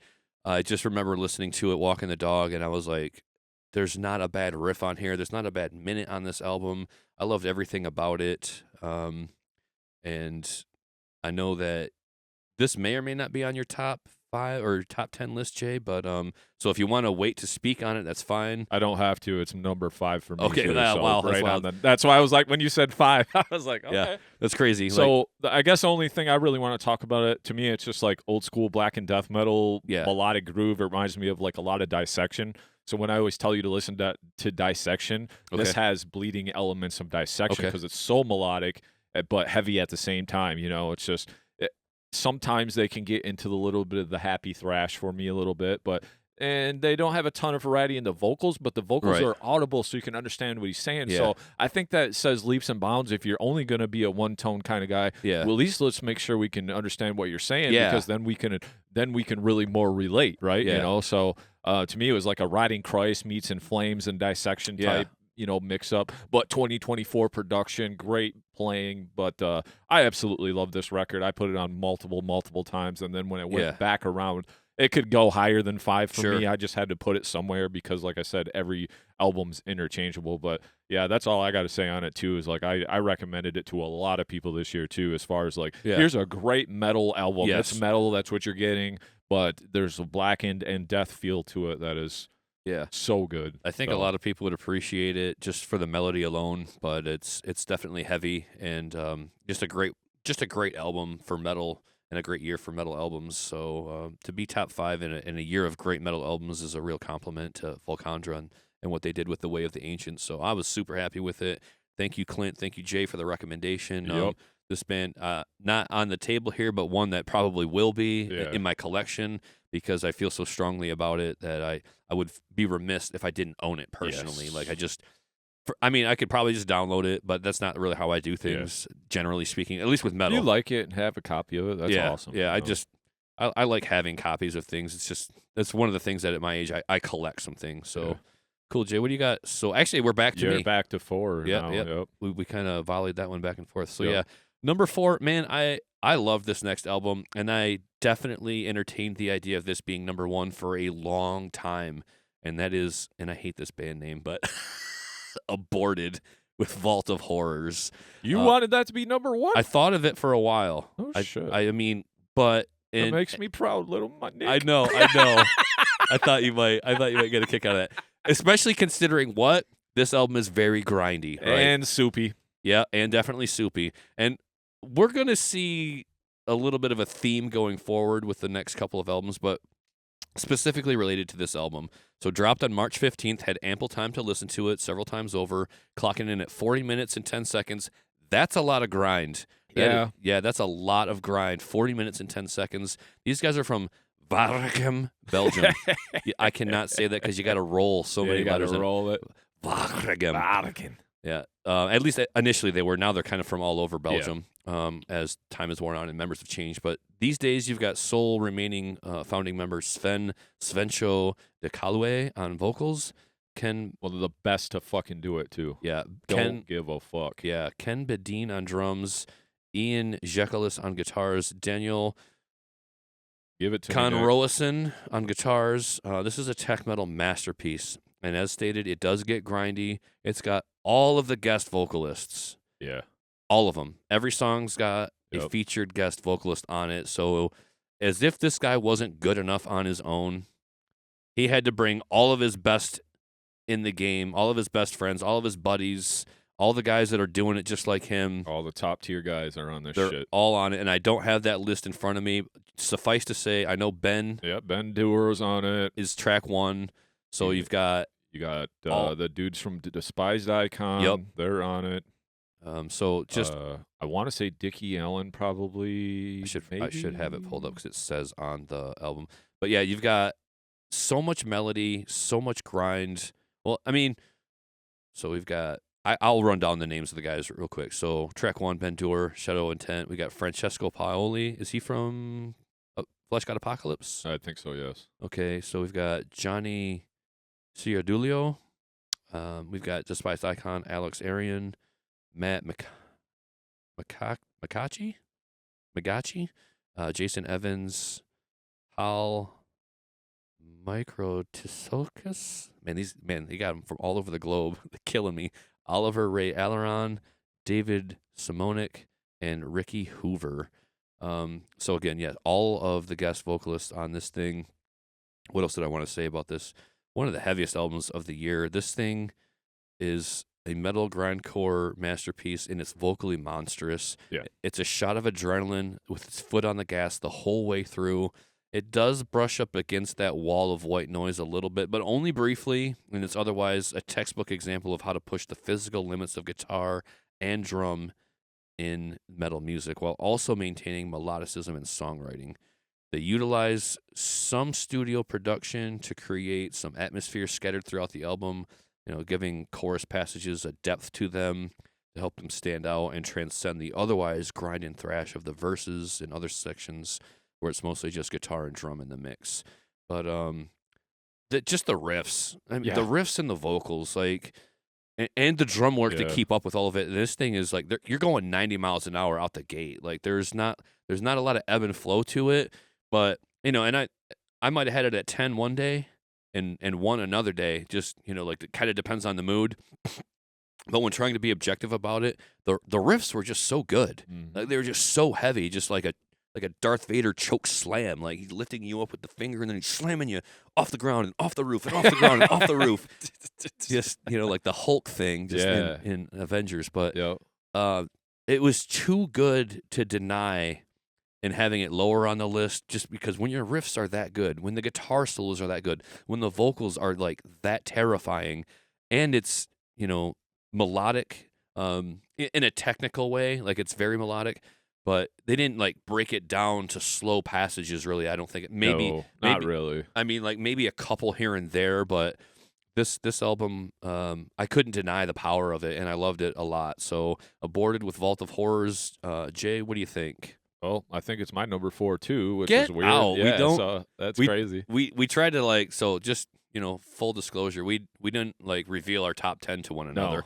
Only in so much as like communicating. Hey, listen to this album. This might be in my top 10. Maybe not. But yeah, I just gave you a list of band. I put these in order yesterday, Yeah. so Same, we just like, happened to do the same thing. I cycled through it. But yeah, we didn't communicate this at all. It's kind of weird. Our 4 and 5 are the same. I don't think our But- top 3 will be the same. No, maybe not at one, all. Maybe one of them, but. But yeah, I agree with everything that you said. All great groove, great riffs. That's one thing about Aborted. They can be going 90 miles an hour, but then they slap you with this groove that's just as heavy and is just as intense as that 90 And it's miles almost- an hour, and you're just like, oh shit, I didn't know we could do this even on top. It like just keeps going, you know. Yeah, It's like, but they don't do fucking- that like that knuckle dragging breakdown No, with that no, they don't do cacophonous that. reverb. No. But they hit you with that It's more down, death metal that grooves. steady down picking, Yeah. like right out of Yeah. James Hetfield's book. Like just straight down picking to the point where I'm doing like this face. Like Yep. my face pulls back, and I'm like, God, that's so fucking heavy. And for me, I've been a fan of Aborted since the beginning. I have multiple of their records over there, so it goes to show when I collected CDs, I fucking love this band because they've always kind of done this. And now that they've just kind of got the whole gang together with Yeah. all these vocalists and stuff, which I didn't think was needed. There was Probably not. There's a few vocals on there that sounded unique that Sven couldn't do, but even Sure. in our top vocalist episode, go back and listen to that. I brought his name up because Okay. he's so goddamn good. He can Yeah. do every kind of vocal he wants, and Yeah. he can go fast, he can go slow, he can scream. So, but yeah, Aborted. This album is undeniable. This band is undeniable. This thing is a steamroller. This thing will fuck you up and murder your whole family and Yeah. leave them Yeah. strung about the yard. Yeah, for the So- whole town to see. Exactly. And, So this thing is punishing. It's like death metal on steroids, if I do say Yeah. that. It's like this 2024 version of what the fuck can we do? Yeah. How heavy can we get? yeah, But it's not that noisy, like, yeah, we can get heavy for the sake of being noisy Yeah. and heavy. It's like we have a direction and we are very precise with our instruments. So we're not just heavy for the sake of heavy. We're still accomplishing a job. yeah. And that's just to destroy everyone. I mean, I honestly surprised myself by liking this album as much as I did, which is just a testament to how well it was done in terms of like them and their style. Because it's pretty relentless. Yeah. There's not like I said, there's not a lot of up and down to it necessarily. You've got like 90 mile an hour grind thrash, and then you've got like just that steady in the pocket kind of like down picking stuff. I don't think they went to a lot of clean riffs Nope. or No. or a couple. atmosphere. I mean, they elevated passages by like subtly putting in some production elements in the background, like because you could tell when it jumped off the page from just like guitar drums to like, okay, now we're gonna make this part sound bigger. Yeah. So I think they piped in some stuff in the background a little bit, just like either with guitar chords, but then maybe some very subtle keys in the background or just some sounds in the production element. But they did a really great job with this album. For as heavy as it was just entertaining the whole time. I was like they're outdoing themselves from one part to the next, and I was just thoroughly impressed. And I couldn't leave them off the list. Even if it was very grindy for my taste and even a little bit riff soupy, but just too good to deny. And that would be my only other note, and we can move on, is it did get soupy at times. There wasn't like bringing this chorus back. Like by the time I got done listening to it, there wasn't much I could hang on to. Like I barely, my skin was barely hanging on, but I mean, that was about all I could hang on to. So yeah, but it does make it fun in that respect. And when you're that good and you can write that many riffs and they don't sound like start, stop, go to the next riff. It's interesting, you know? And they like have a really good idea of what they want to do from one rhythm to the next to where they do bring those riffs together like seamlessly. Yep, and I think they did a really good job of that. Hey, we talk about songwriting all the time, and there are albums on these lists that are a better example of that. These guys just know what they're doing from one riff to the next, and they do it so well that you can write a soupy album and just gotta be very good at doing that sort of a thing where like, this riff butts up to this riff, but they flow. Yep. And either that's because the riffs are similar enough or the drum beat lends itself well to the next passage. Yeah. So you can change it, but...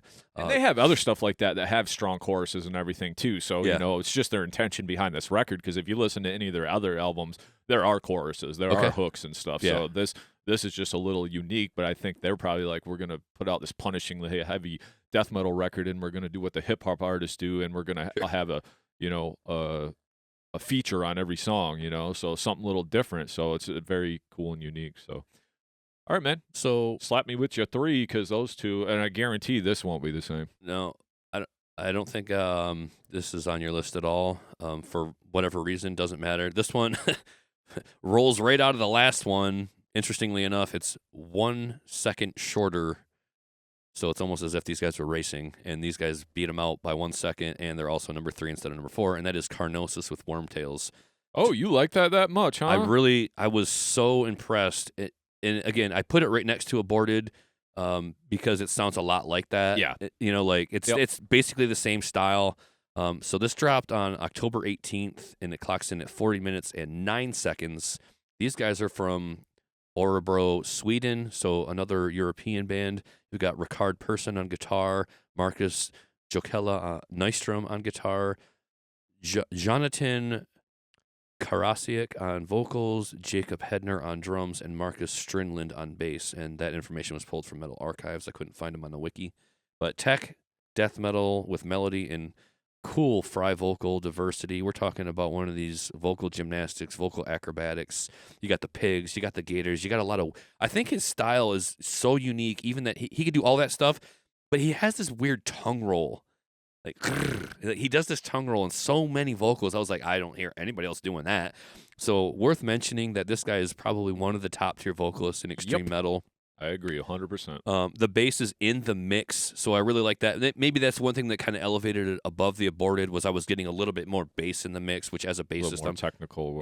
I'm going to appreciate that. You can hear that bass a little bit more on their album. Really nice guitar solos, solid tech death metal that grooves hard. I think that's another thing I liked about it a little bit more than the Aborted, was there was a lot more groove in this.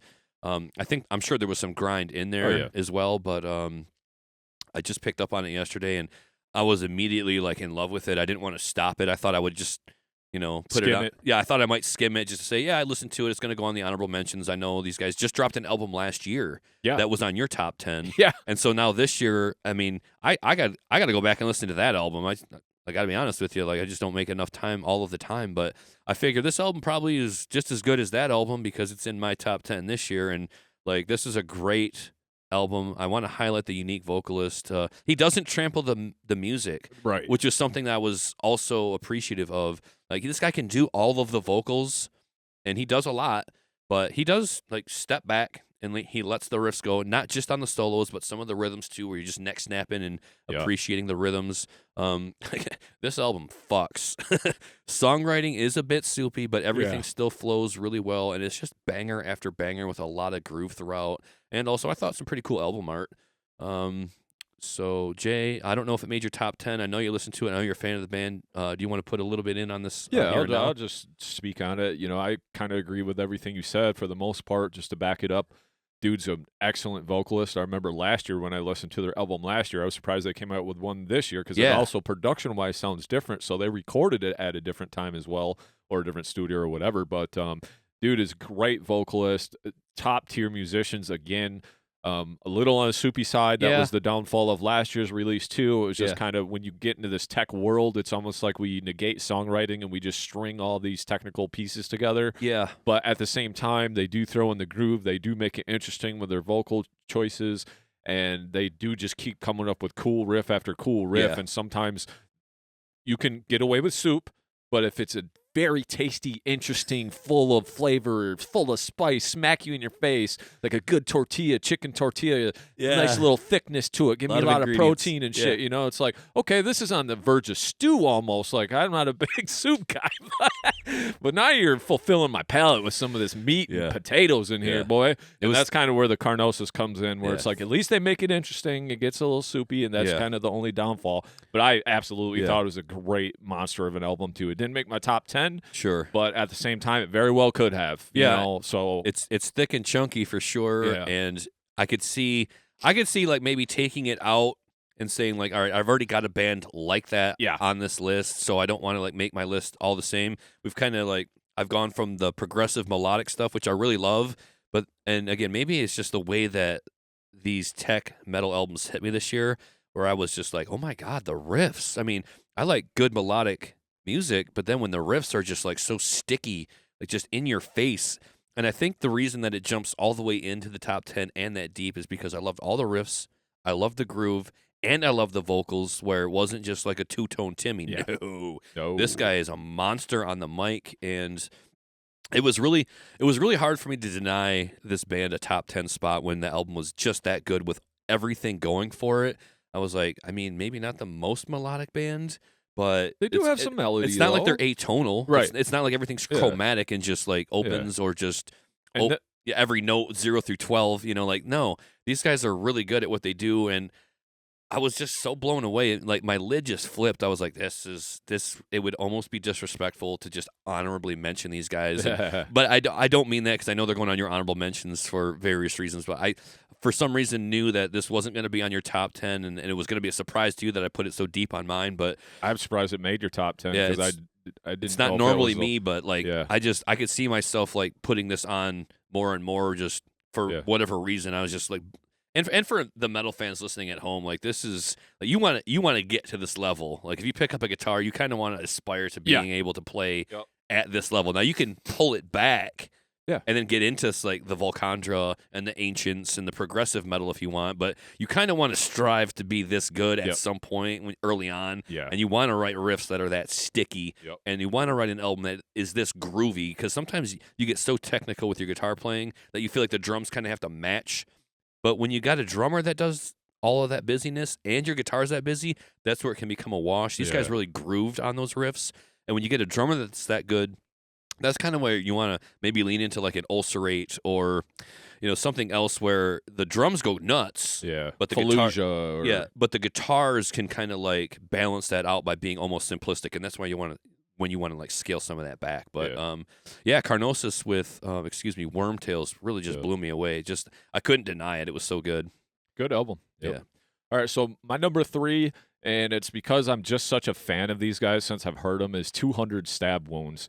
Manual Manic Procedures. So these guys are just heavy, groovy. They're not groundbreaking. They're not changing my worldview on music or making me soul search inside for some journey that I need to go on or some dragon I need to slay. They're just giving me some fucking Cannibal Corpse of 2024. I'm hitting you with some heavy, slammy groove. We're going to pit. We're going to spin kick. We're going to hit you with some cool death metal, because we're not talking about like hardcore stuff or anything. We're keeping it death metal. We're going with all these death metal titles and weird, gross artwork and everything. These guys, I think, are just the upper echelon of that new school death metal wave. That few maybe slammy parts, but these guys are just keeping it true death metal. This album is 29 minutes and 26 seconds, so another shorter album that I can digest.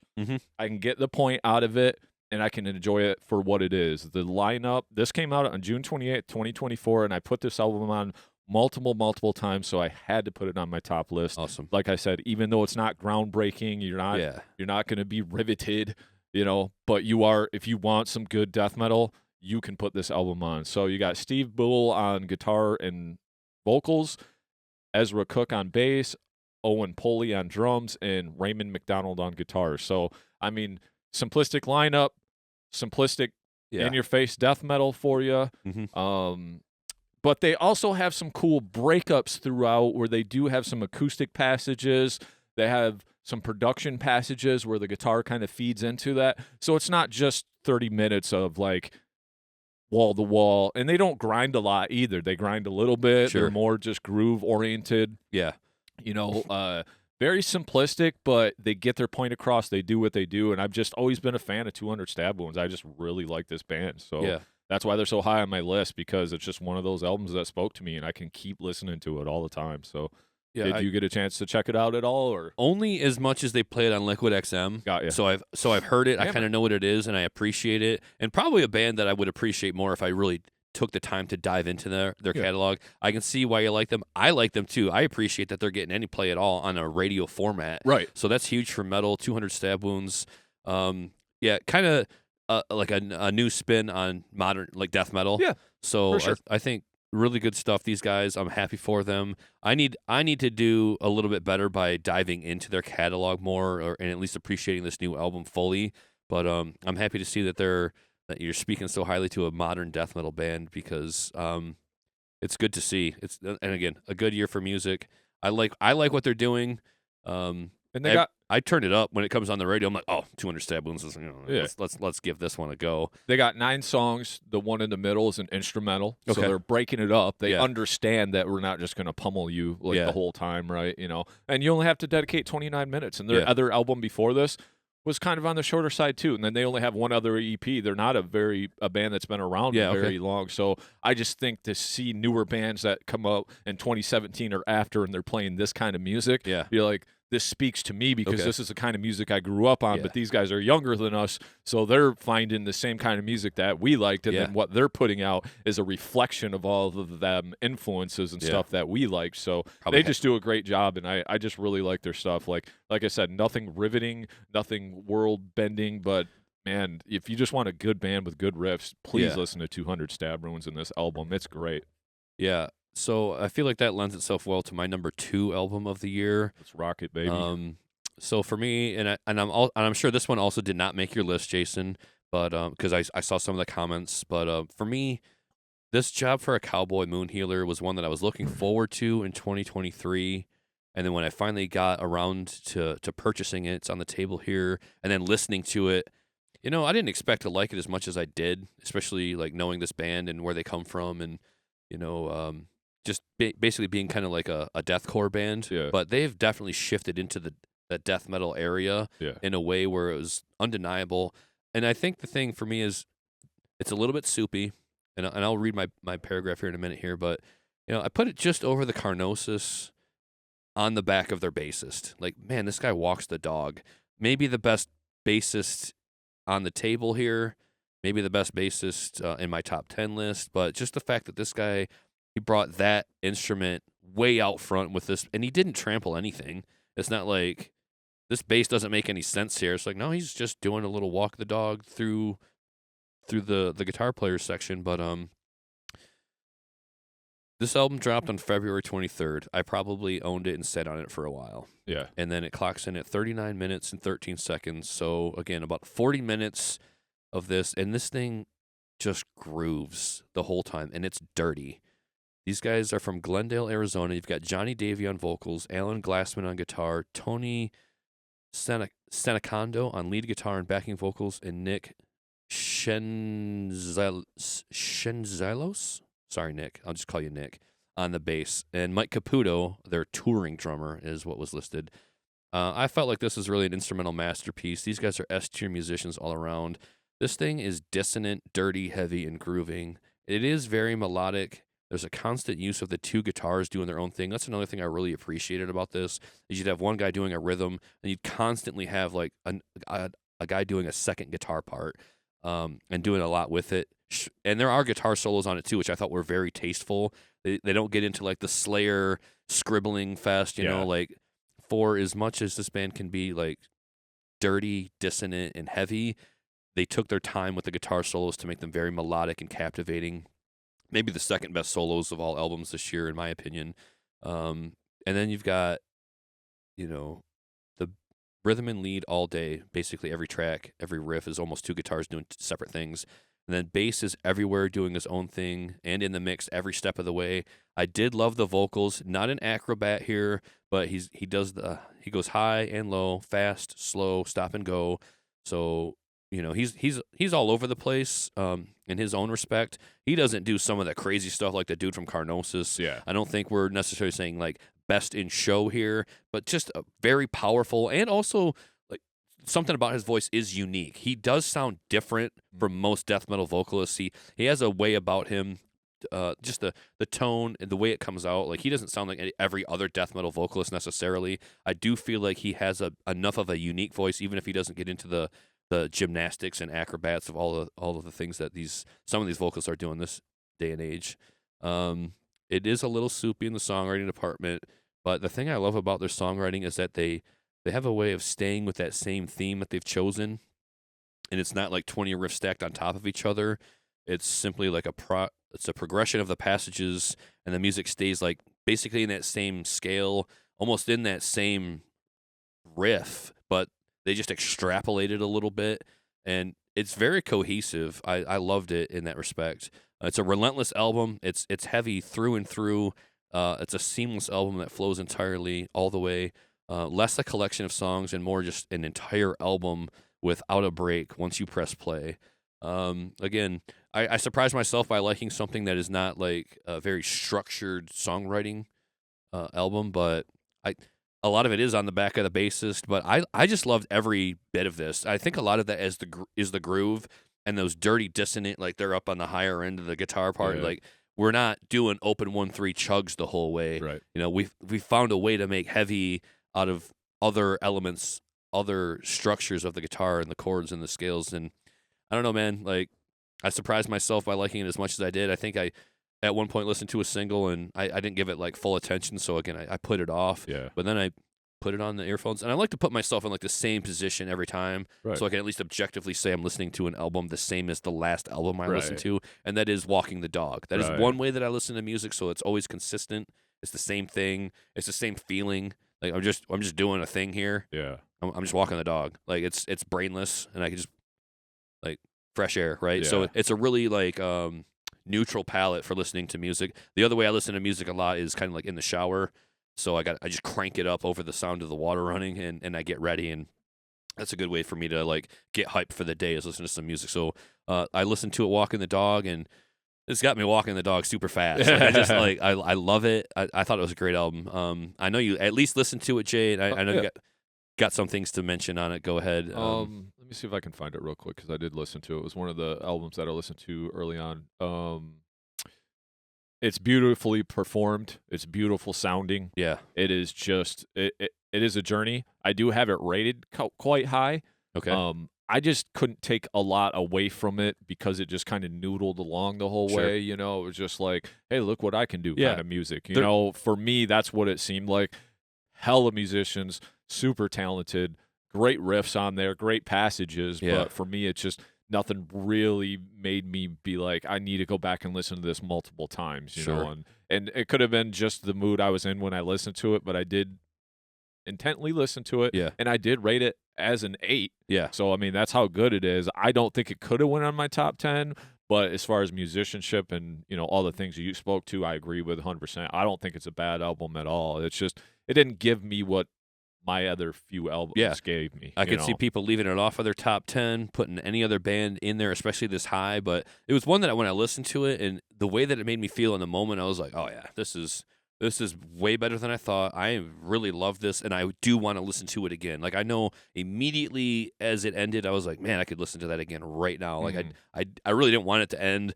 There was so much appreciation for everything they were doing on this album that I couldn't see leaving it out of the top 10. I had it at number 1 for the longest time. Honestly, I was just like, I don't know how Jay's going to feel about this, but you did have some positive things to say about it, and I'm glad to hear that because I thought that maybe you would be like, no, that's not it, fam. But no, it was I thought it was a great record. Yeah. It was just like I said, some of my picks or even my honorable mention stuff just needed to be something I wanted to put on multiple times, and that was just kind of almost too far out there. Like I had to listen too closely just to absorb all of the notes and everything that's happening. The musicianship, you know, coming from being like a deathcore band where, you know, you go back 17 years or so, whenever they're like Ruination or Genesis or whatever, like I remember listening to those albums and thinking, yeah, we're almost heavy for the sake of being heavy, and I didn't really like latch onto it back in the day. Yeah. But now they've also evolved and kind of like steered into the death metal, and the musicianship is just top tier. And this I get. Like I get all of it. I get not having song structure, but at the same time, they're such great musicians. They can write a 4.5, 5-minute song on a theme, or we're here with it. We're doing these chords and these patterns, and we're going to move it a little bit, and we're going to tweak some beats, and you know, there maybe not a lot of callbacks. I don't even know if there was one. Yeah. Like honestly, not like that I could remember. Nonetheless, I was so captivated by it because everything just flowed seamlessly to me. I was like, oh man, this is like a 45-minute or a 40-minute just like song almost. Like and so you know, I just said that about 200 Stab Wounds. You're not going to be riveted or moved or whatever. Well, The Job for a Cowboy, you will be. That's one of those journeys you take, and you are impressed. You are riveted. You are changing because of this music is so intense, and it's just like almost an orchestra of metal, really. You know? And they didn't need to lean on other instrumentation. They didn't need to lean on like keyboards or piano or acoustic guitar. And nonetheless, there was like a melodicism and a harmony to it, and a lot of dissonance too. But it wasn't like noisy dissonance. Like we're just gonna give you like grating distortion here. Nope. They're very skilled musicians. I think they know what they're doing very well in terms of theory, or at least communicating from one guitarist to the next, and the bassist. Like some of these guys got to have some theory, especially that bassist, the way that he goes off. Like, and if none of these guys are schooled on their instrument, well, they've got good influences because they really know what they're doing. And none of it sounded noisy to me, although it did sound very dirty and dissonant and dark. Dirty, dissonant, and dark. Dirty, dissonant, and dark. Triple D battery here. That's usually what we like, you know? I loved it. So, Jay, what do you got coming in at number 2 for you today? All right, so number 2 for me, this was on my number 1 forever. Okay. Literally my number 1 all year long. And then I kind of switched it last minute because this other album, my number 1 album, just did change me and riveted me. But this band I never even listened to before. Same. And I listened to them.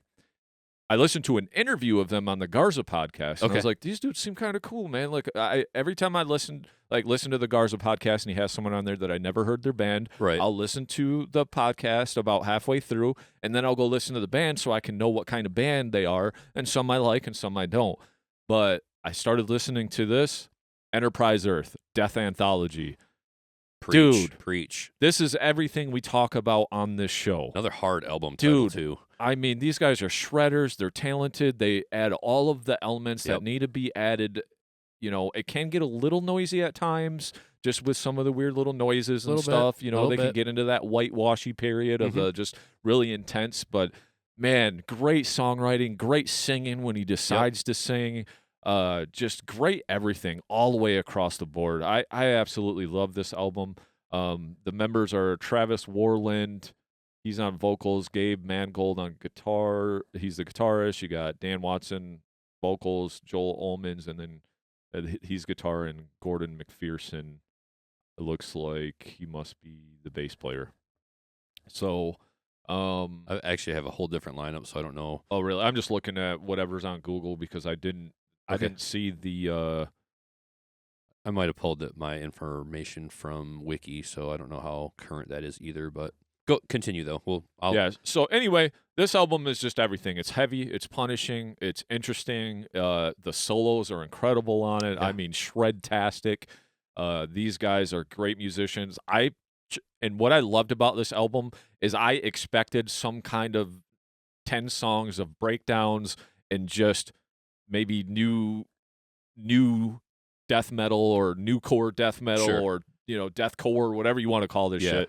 And I was pleasantly surprised with a metal album that floored me from front to back. Yeah. And then when they get into the song like the Blood and Teeth with the piano and he's singing over it, and then it transforms into metal, and they bring that all together, and then towards the end, then they go into this whole different passage. Like, man, what a great fucking album. And that's why it was number 1 forever for me, because it just stuck out compared to all of the other albums. This album wasn't one of those where it's just like, you gave me the 60 minutes or whatever of just straight to back. You took me on an adventure. You took me on a journey, but you kept me enthralled the whole time. I loved all the riffs. You gave me the callbacks. You also brought some other elements in that I was very surprising. And I just can't say nothing but great things about this album. And this very well could have been my number 1, but I kind of switched it at the last minute. Sure. So, we'll just roll it right into me then, because this is my number 1 album of the year. Probably no surprise because you hadn't heard me say it until now. But yeah, Enterprise Earth with Death and Analogy says it dropped on February 2nd. Took me till yesterday to listen to this thing. And that's a testament to how good this fucking album is. I've listened to a plenty of albums this year. Not as many as you, but nonetheless, for this thing, a lot. This thing just cannonballed right into the pool This is like, oh, by the way, here's your best album of the year. And I texted you like maybe 5 or 6 tracks into it, and I was like, Jesus fucking Christ, Jason, this is the best album. Like, without telling you, like, this is my number one album. It was kind of like an insinuation, like, I'm going to talk about this one tomorrow, and I can't wait. So it dropped on February 2nd. It clocks in at 59 minutes and 7 seconds, and I'm telling you, it doesn't feel like it. No. Because you are captivated the whole time. This thing does not drag. These guys are from Spokane, Washington. I've got listed Gabe Mangold on guitar and backing vocals, Travis Warland on vocals, Dakota Johnson on bass and backing vocals, and Aaron Hetzko on drums. Okay. This thing is instantly melodic and atmospheric. It's like a death, prog, gent, and metalcore. Lots of instrumentation. Track 2 gets very techy and noisy, and it breaks into some gent. Then you got a guitar solo over some thrash rhythm. You've got clean vocals spotted throughout the album. Super dirty bass, reminded me of After the Burial, and some Meshuggah elements too with that gent vibe going on. Got super groove. Track 3, God Is Nowhere Here vocal, like that just hits. Like when you get into that, like when you got a vocal and a line like that's that hard, God is not here. I was like, yeah, preach to the yes, amen that. Yes, he is not here. You have come to the wrong place. Yeah. Got the track 3 with that thrash section. It just comes out of nowhere. Like, I didn't even know if it fit the song, but that's the way the song started. So yes, it does. But then they got the solo over the top of it. A lot of diversity in this album, though, for sure. So much. You've got the piano intro on track 4. It's nice touch with the keyboard chants backing it up, added for the added atmosphere. You've got it drops into the chord progression with a very cool lead after that.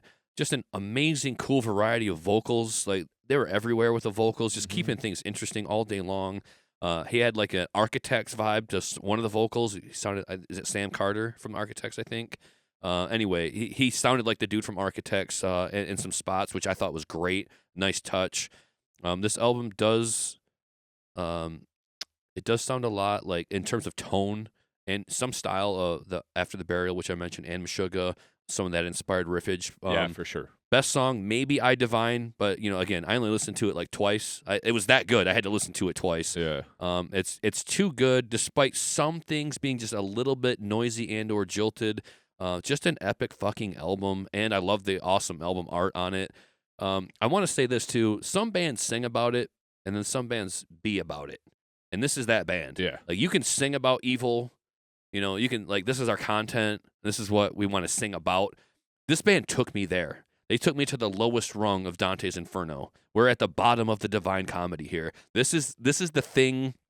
It just pulled me all the way down into my core. This is the most artistic album of the year for me in terms of like extreme metal. I was so blown away. I wrestled with it immediately. I was like, what's going on here? But the fact that they could do that to me was a testament to like how good this album is. Yep. Like, where are we going? What's happening right now? Do I even like this? Because then you got that pitch shifter whammy harmonizer pedal. Like they incorporated that quite a bit, but it was just a tasteful element of their style. And again, so much melody in and throughout, but it's also just gut punching, crushingly heavy. And the riff choices, the riffs that these guys created. All of these albums are really good, and these guys kind of all stay in their style. This band, I don't know what to say about them. Something about this album really set itself apart, the way that they were able to incorporate so many styles and elements into their music and into this album. It just felt like more of an artistic masterpiece than anything else on the table. There's some good mentions on my honorable mentions list that I'll talk about. There's a lot of variety and progression in those albums. There's a lot of that in this list right here. But something about this album was very unique, and I could appreciate everything about it. I wrestled with parts. I'm like, do I even like that? Then upon a second listen, I'm like, oh, I love it. Yeah. I love it. And I am so grateful that this album, I had never listened to this band, maybe only heard of them in around like the last year or so. Their name's been mentioned a few times, but when I sat down and went for this ride, this is a recommendation from you. Thank you. Where you're like, hey, you got to listen to this thing. I'm going to talk about it, so you might as well know what I'm talking about.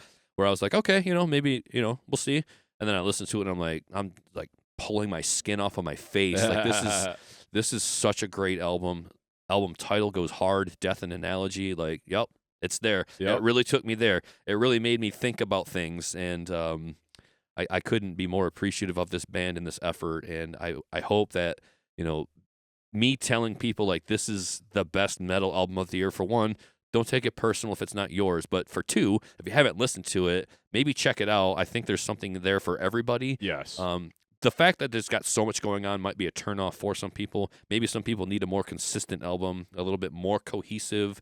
I think that the fact that this album could go from one thing to the next and you don't know what's coming would, not work for some people. But for me, it worked because they did have callbacks. They did have choruses. Yes. They did sing. There was a lot of melody, and it's just brutally heavy. And an amazing, amazing lead guitar work on this album. So good, man. So I just... Enterprise Earth, Death and Analogy, my number one for the year, out of nowhere. Out of absolutely nowhere. The Dark Horse just... Yep, out of nowhere. Just number one. Back of the line, back of the bus, just with a last-minute surge. And again, this thing's been out since February. I put it off not knowing, who they are and what they do. I kind of leaned into more band names that I knew. Right. And I tried to follow along as the year went on and then kind of get behind the 8 ball toward the end of the year here. But this one... if you've heard of Enterprise Earth, maybe this is no surprise to you. If you've not heard of them or listened to them yet, I highly recommend it because this thing blew my mind. And I listened to it on the ride down this morning. So good. Just to reaffirm, like, are we calling it number one for sure? Are we at the last minute in the 11th hour? Are we calling this our number one album? Hell yeah! I can't deny the power of this album. Really stoked on it. All right, cool. I'll go into my number one, and this one snuck in at the very last minute. This is a band that I was told about like 2 years ago. Okay. And I really enjoyed this band, but I didn't know I liked them this much until this album came out this year. So this band is Idola. Okay. And the album is Evisceration. Yes. Or Eviscerate, which is it? Should be Evisceration. Like I couldn't find a lot of info. Eviscerate. Okay, Eviscerate. So anyway, these guys, it's weird because they're probably the lightest band of any band that I'll talk about on this list or even my honorable mentions, but they're also really goddamn heavy at times. Yeah. They are very melodic at times. They put great songs together. And they just do everything I love about music. And to me, this, like, when I was listening to this, it gave me goosebumps, the melodies of this guy's vocals. He can get a little high register, so, like, you got to be able to enjoy stuff like Coheed and Cambria, but this is what this reminds me of. But it's crazy. It's technical. It spans a wider range of a lot of things. It's kind of more post-metal, post-hardcore type stuff. Yeah. It's not super crazy, but there is metalcore elements. But if you listen to what the instruments are doing, there's this technical proficiency because there isn't a lot of distortion on this, only when they kind of go into more of the breakdowns. Everything's got this, like, sheen to it where there's a clean sheen, but they're playing these technical... So to dial your gain back and then play all these technical passages clean and shit like that, like, it takes some top tier musicians to do that. Agreed. So this album just gave me everything I needed this year, besides a Bill Murray. But as far as, like, singing, songwriting, everything about this crept in at the last minute. I listened to it again and I said, man, I got to move this above Enterprise Earth, just because it riveted me so much, and I listened to it so many times, and I told a bunch of people about this band this year. This may not be for everybody. Maybe a lot of people, if they hear me say I love the Aborted record, and that's one of your favorite records or favorite bands, you might be like, what the fuck is this? Like, this ain't even really, like, super crazy heavy metal or nothing, but they get heavy, dude. No, it's definitely a metal album. Yeah. They get heavy. So, I don't know. This snuck into number one at the last minute after I gave it another spin. I just almost forgot how great this was. Yeah. Because it wasn't really on a list because I'm thinking of all these heavy bands, Aborted, Enterprise, or shit like this, But, I just wouldn't feel good about myself if I didn't put this to the very top because of what it did for me personally. So, no, I was definitely...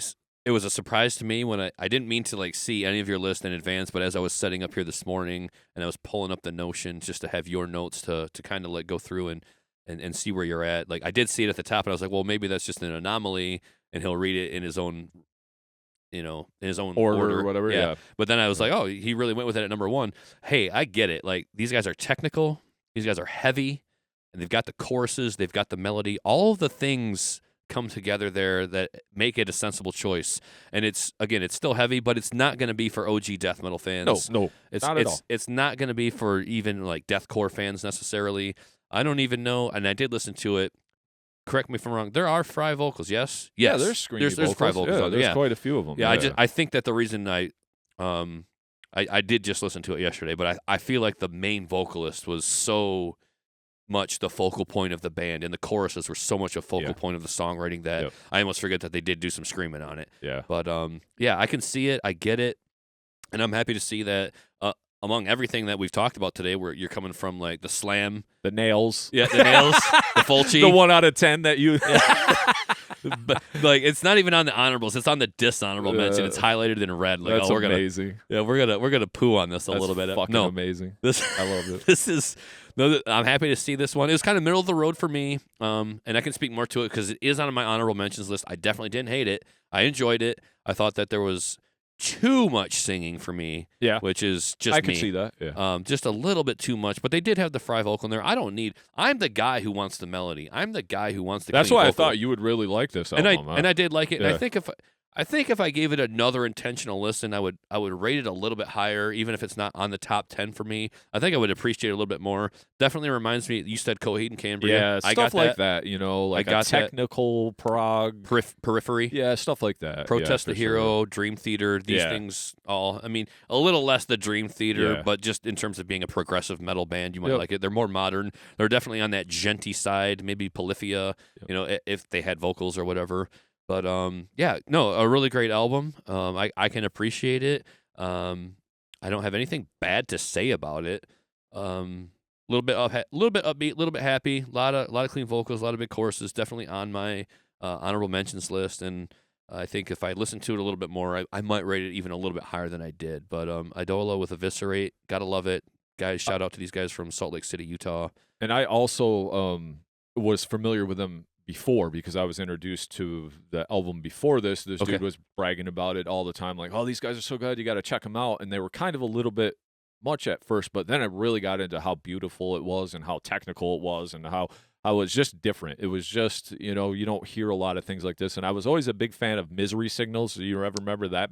Yeah. It's like if Misery Signals was kind of like at a real badass vocalist, like clean singing and a little on the less hardcore side, because they just go into those cool, clean passages with all that both guitars are always kind of playing something different to just add all these layers and everything, you know. So but if the album gives me goosebumps like this one and the Enterprise Earth, you're going straight to the top of the list. So but with that being said, man, lots of great music. We will make sure you check out the next episode that will be released right after this. Probably going to release them the same week. It'll be like whatever episode number this is, and 0.5 after that, you know, because it's kind of like a extra bonus episode. But we'll go through all of our honorable mentions and anything else musical that we need to talk about. So. We kind of touched on some of the honorable mentions already, so I feel like it'll be a little bit shorter episode. We'll brush over those. Yeah, we're not going to like repeat ourselves. No, you know, I mean, if there's I tried to hold back a little bit, but I knew that I wouldn't be able to stop myself from having like some immediate feedback. So some of these bands that we've already talked about on honorable mentions list, we'll just kind of like. We'll brush over. Yeah, we'll repeat ourselves, but not at length, and make it sound redundant. But a really good year for music overall. I was so happy with so many of these albums, and a lot of these honorable mentions that I'm looking at the top of my honorable mentions list. I think I'm going to do it in reverse from like best to worst or whatever. Okay. Kind of, sort of. But some of these were on my top 10 list for the duration of the year. And then at the 11th hour, I like bumped 5 of them out. But that's how good a year it was for music. And some of these albums that we're about to talk about on the honorable mentions list, I think people would say, "Yeah, that's my number 1," or "That's in my top 10." Yep, for sure. You know, so. All right. With that being said, hope you guys enjoyed that episode. Make sure you like, share, subscribe, all that stuff. We appreciate it. And keep it metal. Peace. Thank you so much for checking out the episode. Be sure to hit that like button and give us a share. Yeah, and if you enjoyed our podcast today, please give it a rating on your streaming service to help us gain some exposure. And if you really enjoyed the show, please give us a follow or hit that subscribe button and come hang out with us every week. And remember, keep it metal.